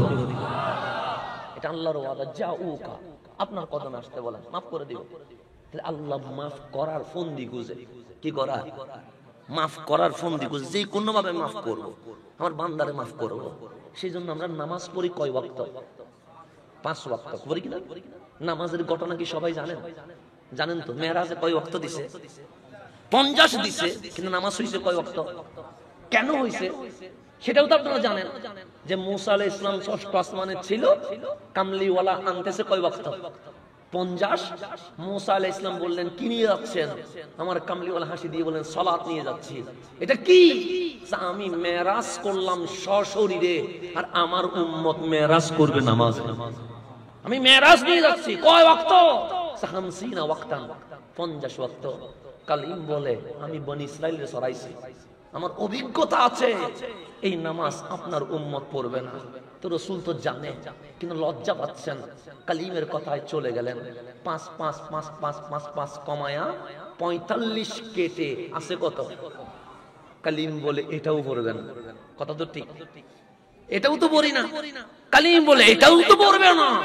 আমার রাসূল বললেন আমি 9 বারে 45 ওয়াক্ত নামাজ কাটাইছি, আরেকটা বার যায় আজ কমাবো, আমার বড় লজ্জা লাগছে। আমি 5 ওয়াক্তে খুশি আছি। আল্লাহ বলে হাবিব যদি 5 নিয়ে খুশি, আমি 5 দিয়ে খুশি আছি। এসে গেছে কয় নিয়ে? সকাল হতে দেরি। আল্লাহ বলেন আকিমুস সালাহ। হাবিব নামাজের মাহফিলটা একটু করে দেন না। হাবিব এখন মাহফিল করছে উম্মত। মেরাজে গেছিলাম, আমি মেরাজ করলাম সশরীরে, তোমাদের জন্য মেরাজ আনলাম। এটার নাম আসসালাহ। আসসালাতু মিরাজুল মুমিনিন। কোনো টেনশন নাই, টেনশন নাই। সল্লু কামা রাআইতুমুনি উসাল্লি। আমি নবীর দিকে তাকাই থাকো, আমি নবী যা করি এটার নাম নামাজ হয়ে যাবে। আমি দাঁড়াইলে এটার নাম নামাজ, আমি রুকু করলে এটার নাম নামাজ, আমি সিজদা করলে এটার নাম নামাজ, আমি তাশাহুদ করলে এটার নাম কি? এখন আমার রাসূল উম্মত ডেইলি নামাজ 5। কত? আল্লাহ বলেন কি বলছেন হাবিব? আর 5 ওয়াক্ত বলতে পারে নাই, বলছে কত? আল্লাহ লোকমা দিচ্ছেন হাবিব কয় ওয়াক্ত বলছে? 5। লিমাজা, কেন 5 বলছেন? কামলিওয়ালা বললেন হ্যাঁ মাওলা, আমি তোমার কাছে 9 বার গিয়ে 50 থেকে 5 5 কেটে 45 ক্রস দিছিলাম না? আল্লাহ দিছিলেন তো। তো 5 এর মধ্যে তুমিও রাজি ছিলা, আমিও তো রাজি ছিলাম, ছিলাম তো। তো সেটাই তো বলছি, উম্মত নামাজ পড়বে কয় ওয়াক্ত? তো তুমি বাধা দিলা কেন? আল্লাহ বলে, হাবিব হ্যাঁ কথা ঠিক, কিন্তু সিস্টেমটা একটু অন্যভাবে বলা যায় না? কিভাবে বলতাম? বলেন, উম্মত নামাজ পড়বে 5 ওয়াক্ত আমি নবীর ইচ্ছায়, আর সওয়াব মিলবে 50 ওয়াক্ত রহমানের ইচ্ছায়। সওয়াব মিলবে কত? আল্লাহ বলেন, হাবিব আপনি যখন বারবার আসছেন, আপনাকে তো আমি 50 ওয়াক্ত নামাজ দিছি, সওয়াব দিছি কত? 50 ওয়াক্ত। কিন্তু আপনি বলছেন নামাজ কাটেন, কখনো তো বলেন সওয়াব কাটেন। তো আমি নামাজ কেটে দিছি, কিন্তু সওয়াব তো কি হয়ে গেছে? থেকে গেছে। আপনি বলছেন নামাজ কাটেন, আমি নামাজ কাটছি, কিন্তু আপনি তো বলেন না হাবিব নামাজও কাটেন সওয়াবও কাটেন। উম্মতকে এত ভালোবাসেন, শুধু নামাজ কাটতে বললেন, সওয়াব তো কাটতে বলেন নাই। তো সওয়াব 50 রয়ে গেছে, নামাজ 5 রয়ে গেছে। হাবিব উম্মতকে বলেন নামাজ পড়বি 5, আমি নবীর ইচ্ছায় সওয়াব মিলবে 50 রহমানের ইচ্ছায়। আল্লাহ এগুলো বাহানা সাজাইছে। কি সাজাইছে? কেন? মাফ করানোর জন্য। আল্লাহ বলে 1 পড়বি 10 দিয়ে দিব। শুধু তাই নয়, আপনি কোরআন খুলেন, আমার কথা বুঝতেছেন? জামিলা হয়ে যাচ্ছে, কোনো কঠিন হয়ে যাচ্ছে? আর একটু খুলেন, কথা তো বুঝতে জামিলা হচ্ছে না। কোরআনের মধ্যে সবচেয়ে ছোট সূরা কোনটা? সূরা কাউসার। 3 আয়াত। কয় আয়াত? 3 আয়াত। মানে বড় বড় আয়াত না, এক লাইনে কয় আয়াত? 3 আয়াত। যে কেউ ছেলে পড়তে পারে সূরা কাউসার, পারেন এরকম কেউ আছে? নাই। এটা সূরা কাউসার কেন নাজিল হয়েছে? আপনি সবাবে নুজুল দেখেন, শানে নুজুল যেটাকে বলে, সেখানে লেখা আছে লিফারহিন নবী সাল্লাল্লাহু আলাইহি ওয়াসাল্লাম, শুধুমাত্র আমার রাসূলকে একটু হাসানোর জন্য। কিসের জন্য? হাসানো। লিসুরুরি আও লিফারহি রাসূলিল্লাহি সাল্লাল্লাহু আলাইহি ওয়াসাল্লাম। এই সূরা আল্লাহ নাযিল করছে শুধু কামলিওয়ালার একটু কি করার জন্য? হাসানোর জন্য। তা আমার নবী কাঁদে বেশি, হাসে কম। কাঁদে বেশি, সেখানে রাসূল সিরাত পড়বেন, এখানে লেখা আছে কিল্লাতুদ দাহক, কম হাসি। কাসরাতুল বুকা, কান্না কি বেশি। সেজন্য আম্মা জান আয়েশা বলছে, এই যে রাত চলতেছে, আজকে মাহফিল বলে আমরা আছি, মাহফিল না হলে আমরা থাকবো না, চলে যাব। কেউ ঘুমাবে, কেউ ফেসবুক করবে, কেউ ইউটিউব দেখবে, কেউ গান নাচ এগুলো দেখবে, কেউ বা ইবাদত করবে, এই যেরকম আছে আর কি। আমি কে কি করছে সেটা হিসাব আমাকে দেওয়ার দরকার নাই, হিসাব নেবেন কে? আল্লাহ। আপনি কি করছেন এটা আমার দরকার, আমার দরকার হচ্ছে পৌঁছায়া দেওয়া। এটা গভীর খেয়াল করবেন।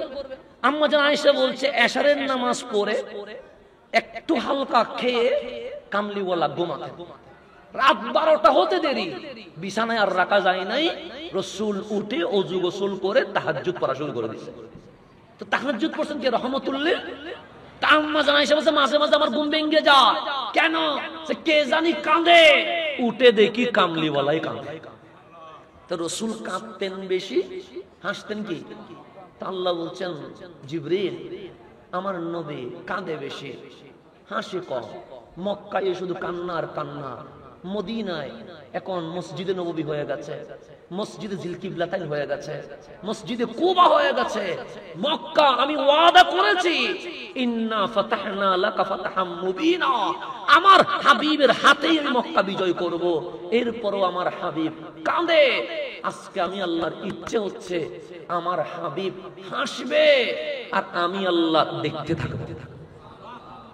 চেহারাটাও অনেক দামি হতে হয়, চেহারা কি হইতে হয়? সেজন্য হাবিব চেহারা তুলছে কে? রহমতুল্লিল। চেহারা কোন দিকে? আসমান দিকে। কিসে? নামাজের ভিতরে। 2য় পারা 1ম পৃষ্ঠা, সায়া কুলুসি ফাউলডা, কেন খতিব সাহেব আছে আপনাদের? 2য় পারা কত পৃষ্ঠা? 1ম পৃষ্ঠা। তো উনি নামাজ পড়ানোর সময় কোন দিকে তাকে? পশ্চিম দিকে তাকে, কাবার দিকে। তো চেহারা যদি উপরে তুলে, ডানে তাকায়, বামে তাকায়, নামাজ আসে না গেছে? শুধু ওনার নামাজ যাবে না, মুসল্লির নামাজ যাবে? মুসল্লির নামাজ। কারণ ইমাম ঠিক, মুসল্লি ঠিক। ইমাম ভুল, মুসল্লি। সেজন্য বলছে ইক্তেদাই তো বেহাজাল ইমাম, ইমামের পিছনে আমি ইক্তেদা করেছি। তো এখন আপনি যদি উপরে তাকান, ডানে তাকান, বামে তাকান, নামাজ হবে। কারণ নামাজের রুকন হচ্ছে কিবলামুখী হওয়া। কোন মুখী হওয়া? নামাজের নিয়তের আগের রুকন কিবলামুখী হওয়া। হাবিব নামাজ পড়ছে, চেহারা উঠে গেছে কোন দিকে? উপরের দিকে। আপনি ফতোয়া দিবেন নামাজ ভেঙে গেছে, আমি হলে ফতোয়া নামাজ শেষ, খতিব হলে নামাজ শেষ, হুজুর হলে নামাজ শেষ, মুসল্লি হলে নামাজ শেষ, তা আল্লাহ ডাক দিয়ে বলেন হাবিব নামাজ ভাঙবেন না কেন? সে কাদের নারা তাকাল্লুবা ওয়াজহিকা ফিস সামা, চেহারা যে আসমানের দিকে উঠে গেছে, ওই চেহারার দিকে আমি আল্লাহ তাকিয়ে আছি। কাদের নারা, আমি দেখতেছি আপনারে। কেন? চেহারাটা বড় সুন্দর লাগছে হাবিব। দুপুরের সূর্য জমিনে যেভাবে আলোকিত করে ফেলে, আপনার চেহারা তো আজ আরশে মুআল্লা পর্যন্ত আলোকিত করে ফেলেছে। তা চেহারাটাও তা অনেক দাম। আমি চেহারা তুল্লাহ কি বলবে? আমি তো চেহারার দিকে তাকায় আছি, তুই নামাজ ভাঙিস না বলবে। কিন্তু হাবিব রে বলছে না, নামাজ হচ্ছে কিসের কেবলা? কেবলা তো আপনি যেদিকে ফিরবেন সেটাই কেবলা।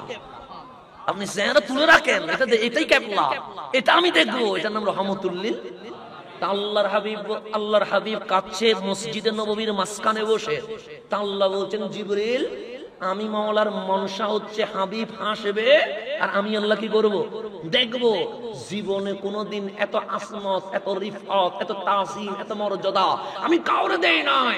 আর সূরা কাউসার নাজিল করে ইন্না আতাইনা কাল কাউসার পুরা খাজিনা আমি রাসূলকে দিয়া আজ আমার নবীকে খুশি করে ফেলবো। এটা আল্লাহর মানসা। আর কি? যেমন আমরা হুজুর হিসেবে অনেক গিফট পাইতাম, হুজুরদের আবার কোনো কিছু কিনতে হয় না। এটা আল্লাহ তাআলার পক্ষ থেকে এটা নিয়ামত হইতে পারে। যেমন আমার শরীরে যা আছে সব গিফট। গড়ি বলেন এটাও গিফট, আংটি বলেন এটাও গিফট, পাঞ্জাবি বলেন এটাও গিফট, পায়জামা বলেন এটাও গিফট, জুতা বলেন এটাও গিফট, মোবাইল বলেন এটাও গিফট। আলহামদুলিল্লাহ আল্লাহর পক্ষ থেকে ফ্রি, শুধু শুধু আল্লাহ হুজুর মানে যদি ফ্রি, শুধু খাবি। বাঙালির কাছে শুধু দিবি, হুজুরের কাছে শুধু নিবি। এটা হচ্ছে সিস্টেম। হুজুরা শুধু নিতেই আসে। আলহামদুলিল্লাহ এখনো গাড়িতে আসে না, চলে আসবে ইনশাআল্লাহ। শুধু এইটা বাকি আছে, না সবগুলো চলে আসছে। এটাও আমি নিরাশ নয়, চলে আসবে। মানে এটা নিরাশ করা যাবে না, কারণ হুজুর মানে শুধু কি হবে? পাবে। কেন আপনি মোবাইল দিলে আমি কাঁদবো না হাসবো? হাসবো। আতর দিলে হাসবো, জায়নামাজ দিলে হাসবো। যা দেন গিফট তো গিফটই হয়, সে দামি হোক সস্তা হোক, কিন্তু গিফট পাইলে মানুষ খুশি হয় না কান্না করে? খুশি হইতে স্বাভাবিক। সেদিন আমার রাসূল হাদিয়া দেওয়া নেওয়ার মাঝে কি আছে? মুহাব্বত আছে। সেজন্য তোমরা হাদিয়া দিবাও, বা হাদিয়া কেউ যদি দেয় সেটা নিবেও, ফেরত দিবা না। তা আপনি দিলে আমি নিব, আমি দিলে আপনিও কি করবেন? নিবেন। এটার মধ্যে মুহাব্বত কি হয়? সৃষ্টি হয়। এটা রাসূলের আরবি সুন্নাত। আমার নবী হাদিয়া দিতেন, আর কেউ যদি হাদিয়া দিত আমার কামলিওয়ালা সেটা কি করতেন? নিতেন। শুধু নিতেন তা নয়, খাবার দিলে আগে আমার রাসূল নিজে একটু মুখে দিয়া এরপর বিতরণ করতেন। কেন? যিনি হাদিয়া দিয়েছে উনি যখন সুখ দিয়ে দেখবে কামলিওয়ালা নিজে গ্রহণ করেছে, উনি তো সবচেয়ে বেশি খুশি হয়ে যাবে। রাসূলের সুন্নতি সিস্টেম। তা আল্লাহ বলছেন হাবিব আপনাকে আমি কাউসারের মালিক বানাই দিয়েছি। কিসের মালিক? একটু পড়াই তাহলে বুঝবেন। এটা হচ্ছে টিস্যু। টিস্যুকে আরবিতে মিন্দিল বলে। এটা দুই ভাবে হবে। এক, এটা আপনি আমাকে দিয়ে দিলেন একেবারের জন্য, তাহলে এটা আমি মালিক। আবার আপনি দিলেন হুজুর যতক্ষণ মাহফিল করবেন ততক্ষণের জন্য, তার মানে এখানে দুইটা লাগলে দুইটা নিব, তিনটা লাগলে মাহফিল শেষ, এটার মালিকানার আমি নাই, এটা আপনি। কথা ঠিক না? একটা হচ্ছে কিছুক্ষণের জন্য, একটা হচ্ছে স্থায়ী ভাবে দেওয়া। যেমন কিছুক্ষণের জন্য এটা পানির বোতল, ওনাকে দিলেন ধরেন, কতক্ষণ? যতটুকু লাগে ততটুকু, এরপর আমাকে দেন। এটা হচ্ছে আলিফ তা দিয়ে আতাইতু। তাই ওনাকে বলবো আতাইতু কালমা, তোমাকে কি দিলাম? পানি দিলাম। কতক্ষণ? যতটুকু লাগে, বাকিটা আমারে দিয়ে দাও। কিন্তু যখন বলো আতাইতু, তখন বলছে একেবারে দিয়ে দিছি, জীবনে কখনো বেরো। তা আল্লাহ বলছে ইন্না আতাইনা কাল কাউসার, হাবিব আপনাকে স্থায়ী ভাবে আমি কাউসারের কি করে দিয়েছি। এটা যখন নাজিল হইছে আমার রাসূল যতটুকু কাঁদে এর চেয়ে কান্না আরো দ্বিগুণ বাড়াই দিছে। জিবরিল বলে এক মুসিবত না পড়ে গেলাম। জিবরিল বলে কি রে? যেমন আপনি যদি আমারে ফোন দেন, মোবাইল দেন একটা, আমি হাসবো। গড়ি দিলে হাসবো, আংটি দিলে হাসবো। কিন্তু রাসূলকে আল্লাহ কাউসার দিয়েছে, তারপরেও হাসে না, আরো কান্না ফিরে গেছে। আল্লাহ ডাক দিয়ে বলেন হাবিব আমি কাউকে খলিল বানিয়েছি কিন্তু কাউসার দেই নাই।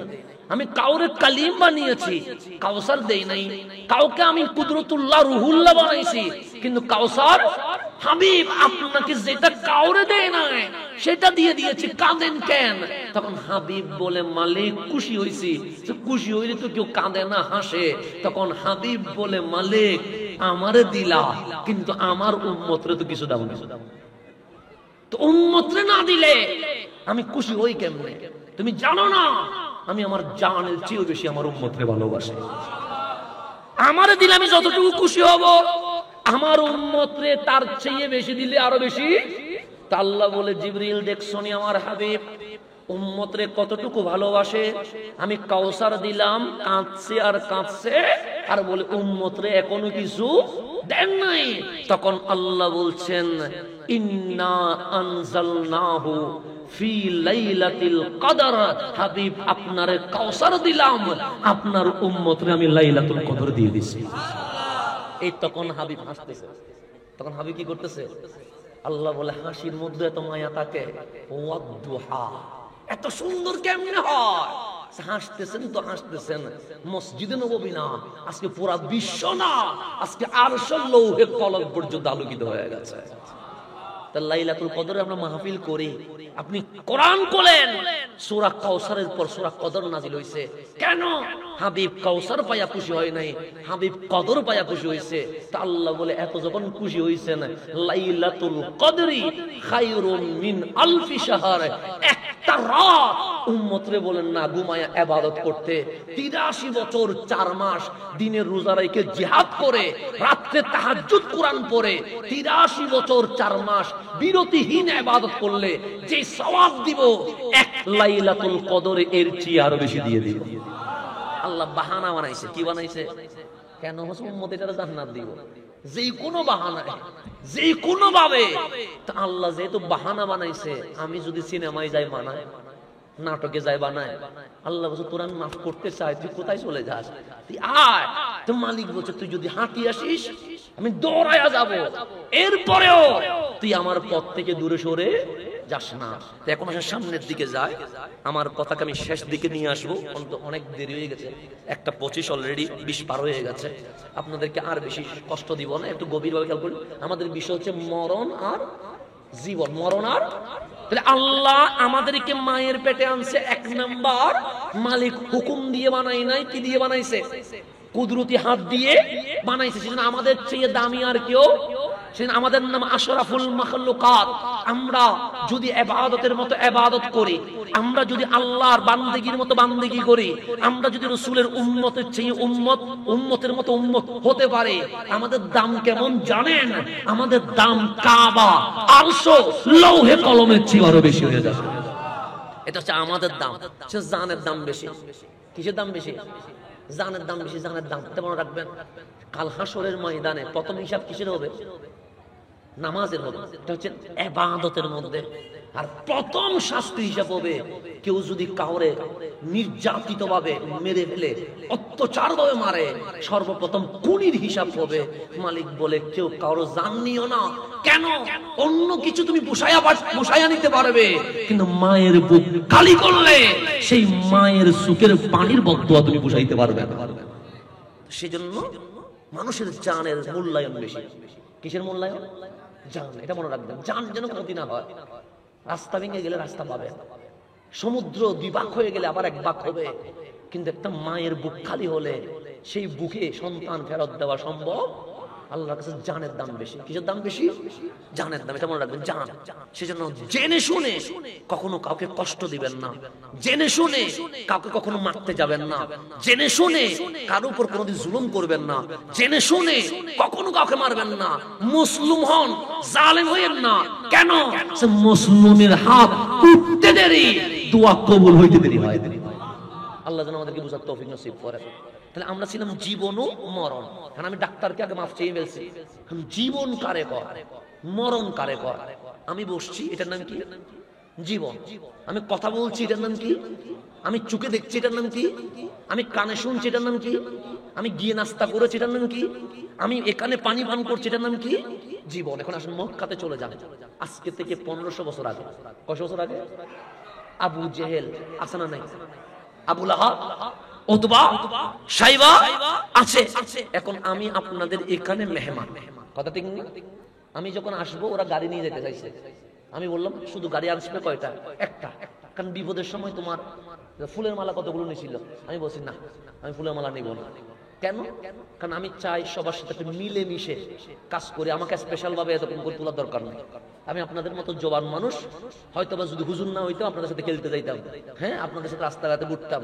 আপনারা আমাদের বন্ধু লেভেলের মানুষ। আমি এত মুরব্বী না যে আমার একদম সিট দিয়ে বসাইতে হবে।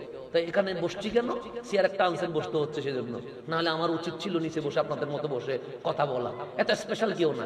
দাড়ি আছে বিদায় স্পেশাল হই নাই, টুপি আছে বিদায় স্পেশাল না, পাঞ্জাবি একটা পশ্চিম বিদায় স্পেশাল না।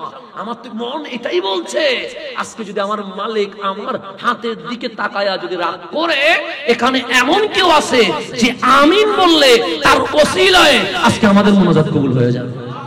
এখানে আছে, এরকম আছে না? আচ্ছা, এরকম স্পেশাল কিছু না। তো ওরা মহব্বত, ওদের এটা ওদের ভালোবাসা, সেটা আমি সেলুট করি। ওরা অনেক ফুল মালা কতগুলো নিয়ে আসছে, দিতে চাইছিল। আমি বলছি না, আমি ফুলের মালা নিব না। আবার ওরা বাইক নিয়ে আমাকে নিয়ে আসে, আমি বলছি না, জামিলা করার কোনো দরকার নাই। আমায় চিনবো না, রাস্তা থেকে একজন এসে আমাকে কি করো, মাহফিল পর্যন্ত নিয়ে যাও। কারণ এগুলো একজনে করলে অন্যান্য মাহফিল কমিটির জন্য কি হয়ে যায়, কঠিন হয়ে যায়। আপনার পক্ষে 12টা মালা দেওয়া সম্ভব, এমনও তো আছে যাদের পক্ষে একটা ফুল দেওয়া সম্ভব না। এরকম আছে না? আছে। সুতরাং আমি আপনাদের জন্য অন্য মাহফিল কমিটিতে কষ্ট হোক সেটাও তো আমাকে দেখতে হবে, কারণ আমি যেহেতু হুজুর মানুষ, আমাকে সবগুলো বিবেচনা করতে হবে। তো আপনাদের মোহাব্বত 100 আমি খুশি আছি, কিন্তু আমি নেই নাই কেন?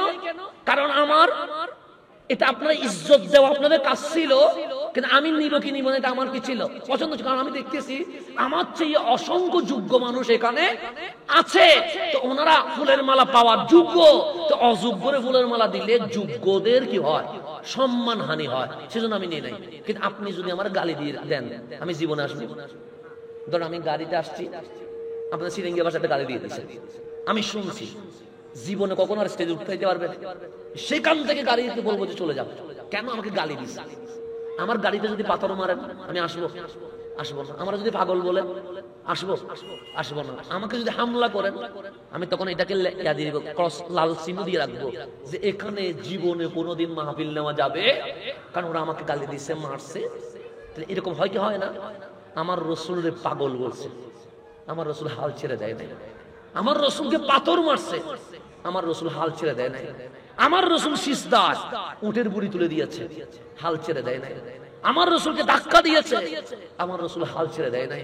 আমার রসুল ঘরে ঢুকছে, তালা মেরে 3 দিন না খাওয়ায় রাখছে, হাল ছেড়ে দেয় নাই। একবার গালি দিলে আমার নবী 2 বার দাওয়াত দিয়েছে, 2 বার না শুনলে আমার রসুল 4 বার দাওয়াত দিয়েছে, 4 বার না শুনলে তার ঘরে আমার রসুল 8 বার গেছে, 8 বারেও যদি না শুনে তার পিছনে আমার রসুল 16 বার ছুটছে, 16 বারেও যদি দাওয়াত কবুল না করে 32 বার গিয়েছে। দিনে যদি না শুনে আমার রসুল না ঘুমায়া তার ঘরে রাত্রে গিয়ে কালিমার দাওয়াত দিতে শুরু করে দিয়েছে। তা আল্লাহ বলছেন, হাবিব আপনি কি করছেন? দাওয়াত দিচ্ছি। কিরকম দাওয়াত দিচ্ছেন? একবার না শুনলে 2 বার, 2 বার না শুনলে 4 বার, 4 বার না শুনলে 8 বার, 8 বার না শুনলে 16 বার, 16 বার না শুনলে 32 বার। দিনে না শুনলে আমি ঘুমাবো না, রাতে দাওয়াত দিব। আল্লাহ বলে, হাবিব কেন? একবার না চিনলে তো দ্বিতীয়বার চিনতে পারে, দ্বিতীয়বার না শুনলে 4 বারে তো শুনতে পারে, 8 বারে না বুঝলে 16 বারে তো বুঝতে পারে, 16 বারে না বুঝলে 32 বারে তো বুঝতে পারে। এই সপ্তাহে না শুনলে আগামী সপ্তাহে তো আসতে পারে, এই বছর না শুনলে আগামী বছর শুনতে পারে। সেই জন্য আমি হাল ছাড়বো না। তখন মালিক ডাক দিয়ে বললেন, হাবিব একবার দাওয়াত দিবেন, সেকেন্ড বার দাওয়াত দেওয়ার কোনো দরকার? দাওয়াত দিবেন কয়বার? দ্বিতীয়বার দাওয়াত দিবেন না। এখন হাবিব রাগ করে বলছে, কারণ এটা তো উম্মতের ভালোবাসা। আল্লাহ যদি আমারে বলে একবার করবি, আমি আরো খুশি হয়ে যাবো না? হাবিবের কাজ কমাই দিচ্ছে আল্লাহ। হাবিব দাওয়াত দিবেন কয়বার? শুধু একবার। শুনলে শুনবে, না শুনলে, কারণ আপনার কাজ পৌঁছানো, হেদায়েত দেওয়ার মালিক আমি আল্লাহ।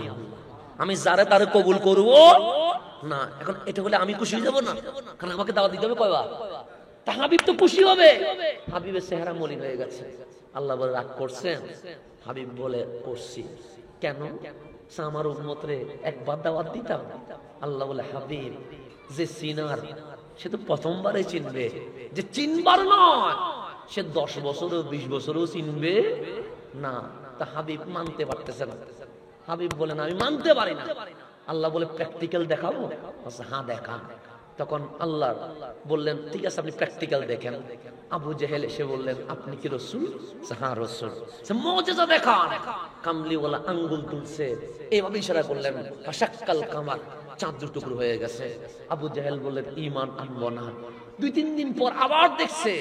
আবু জেহেল বলে আপনি কি রাসূল? হ্যাঁ আমি রাসূল। রাসূল হলে সূর্য ওঠা না। হাবিব ইশারা দিছে, সূর্য উঠে গেছে। আবু জেহেল ঈমান আনে নাই। 1 মাস গেছে, হাবিব রাস্তায় হাঁটছে। আবু জেহেল বলে আপনি কি রাসূল? হ্যাঁ আমি রাসূল। মুজিজা দেখান। হাবিব কদম তুললেন, মেরাজে চলে গেছে। ঈমান আনে নাই। 2-3 মাস পর আবার দেখছে।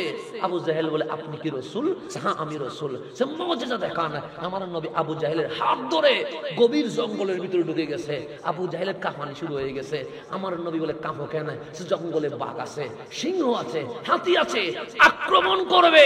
আমার রাসূল বলেন আমি আছি, দেখো না কি হয়। জঙ্গলের বাঘ, সিংহ, হাতি এসে আমার নবীর কদমে সিজদায় লুটিয়ে গেছে। আবু জাহেল কি ঈমান আনছে? আনে নাই। 1-2-3 মাস পর আবার আমার নবীর সাথে দেখা। আমার রাসূল বলেন আবু জাহেল ঈমান আনো। আমার নবী বলেন ঈমান আনো। আবু জাহেল আপনি কি রাসূল? হ্যাঁ আমি রাসূল। তখন আবু জাহেল বলেন একটা জিনিস যদি বলতে পারেন ঈমান আনবো। সে কি? আমার হাতে কি আছে? আমার হাতে কিছু থাকতেও পারে, নাও থাকতে পারে। হাতে টিস্যু থাকতে পারে, অথবা এটা থাকতে পারে, কয়েন থাকতে পারে, মাটি থাকতে পারে, বালি থাকতে পারে। আমার রাসূল হাসতেছেন। আবু জাহেল হাসেন কেন? লিমাযা তাদহাক, হাসেন কেন? আমার রাসূল বলেন আবু জাহেল তুমি বলো হাতের ভিতরে কি আছে? আরে যেই নবী আঙ্গুল তুলে চাঁদ টুকরো করে দিয়েছে, হাত তুলে সূর্য তুলে দিয়েছে, পা তুলে মেরাজে চলে গেছে, যে রাসূলকে জঙ্গলের বাঘ, সিংহ সিজদায় লুটিয়ে তাজিম করছে, ওই নবীকে সামান্য হাতের ভেতর কি আছে এটা জিজ্ঞেস করলা? আরে আমি নবী হাতের উপরে যেরকম দেখি, হাতের ভেতরেও সেরকম দেখি। আমার রাসূল বললেন আমি তোমাকে কঠিন করে দেই, এটা সহজ। হাতে কি আছে এটা সহজ, কারণ আমি উপরে যা দেখি ভিতরেও আমি বলি তোমাকে। হ্যাঁ বলেন। তুমি কি নিবা? দুইটা থেকে যে কোনো একটা নাও। হাতের ভেতরে কি আছে এটা বলবো, নাকি তোমার হাতের ভেতরের জিনিস বলবে আমি কে? আচ্ছা টিস্যুরে যদি বলি আমি কে, বল টিস্যু বলতে পারবে? আপনাদের সামনে যদি বলি টিস্যু বল আমি কে, আপনারা মাহফিল কমিটিতে বলবেন মেন্টাল রে কি জন্য নিয়ে আসছিস, ওরা পাপ নাই ভর্তি করা, বলবেন না? বলুন। আমি যদি বলি আপনাদের সামনে এই টিস্যু বল আমি কে, আপনারা মাহফিল কমিটির গালি দিবেন না? কারো ধরে নিয়ে আসছো, পাপ নাই ভর্তি করানো দরকার, এখানে তুলছস কেন? তা আবু জাহেল হাসতেছে। আমার রাসূল হাসিস কেন?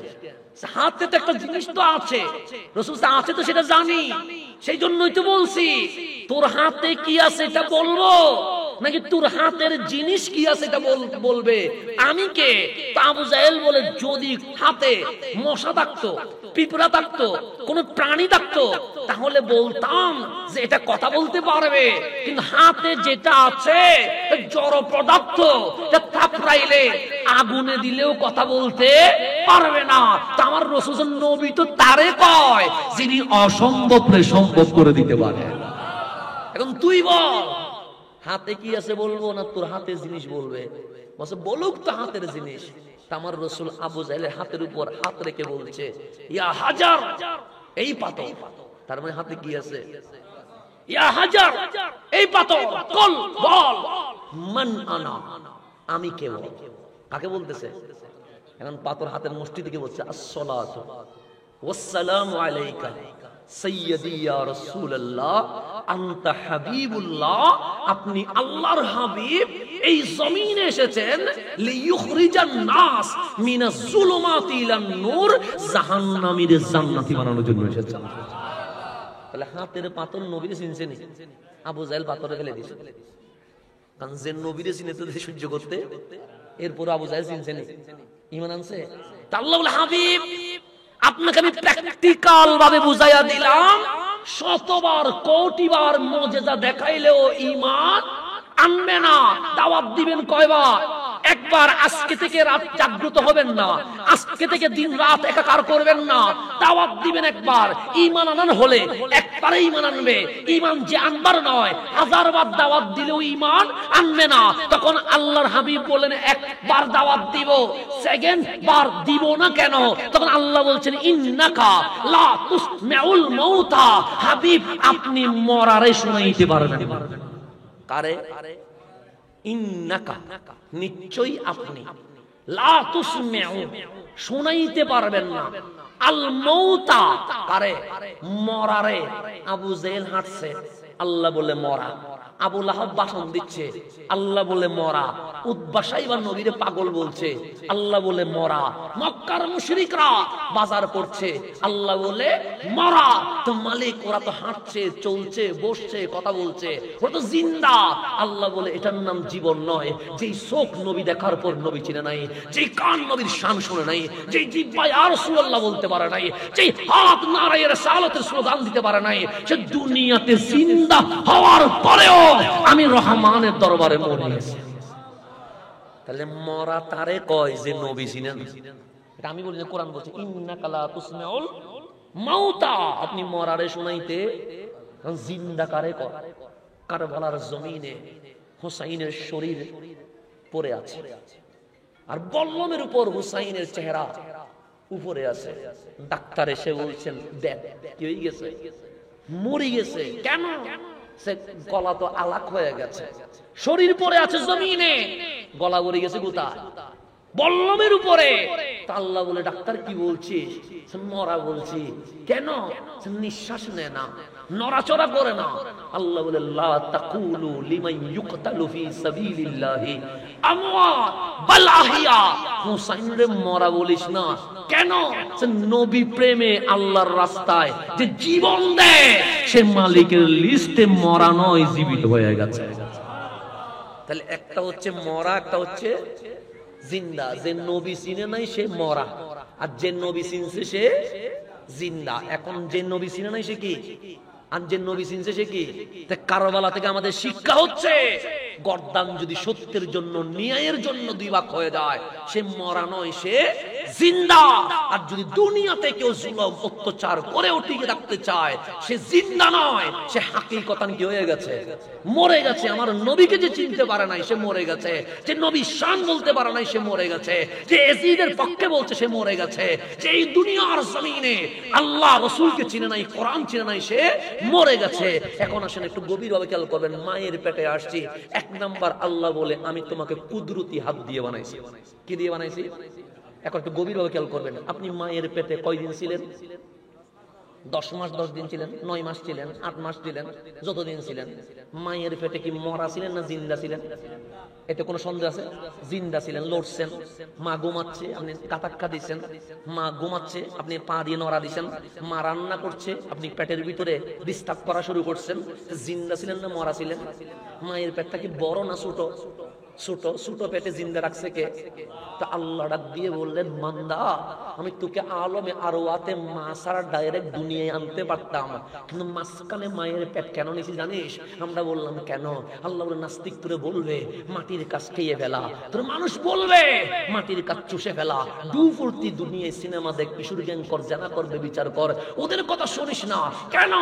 যেই আল্লাহ মায়ের পেটে জিন্দা রাখতে পারে, সেই আল্লাহ মরার পর কবরেও জিন্দা রাখতে পারে। সেই আল্লাহ মরার পর কবরেও কি রাখতে পারে?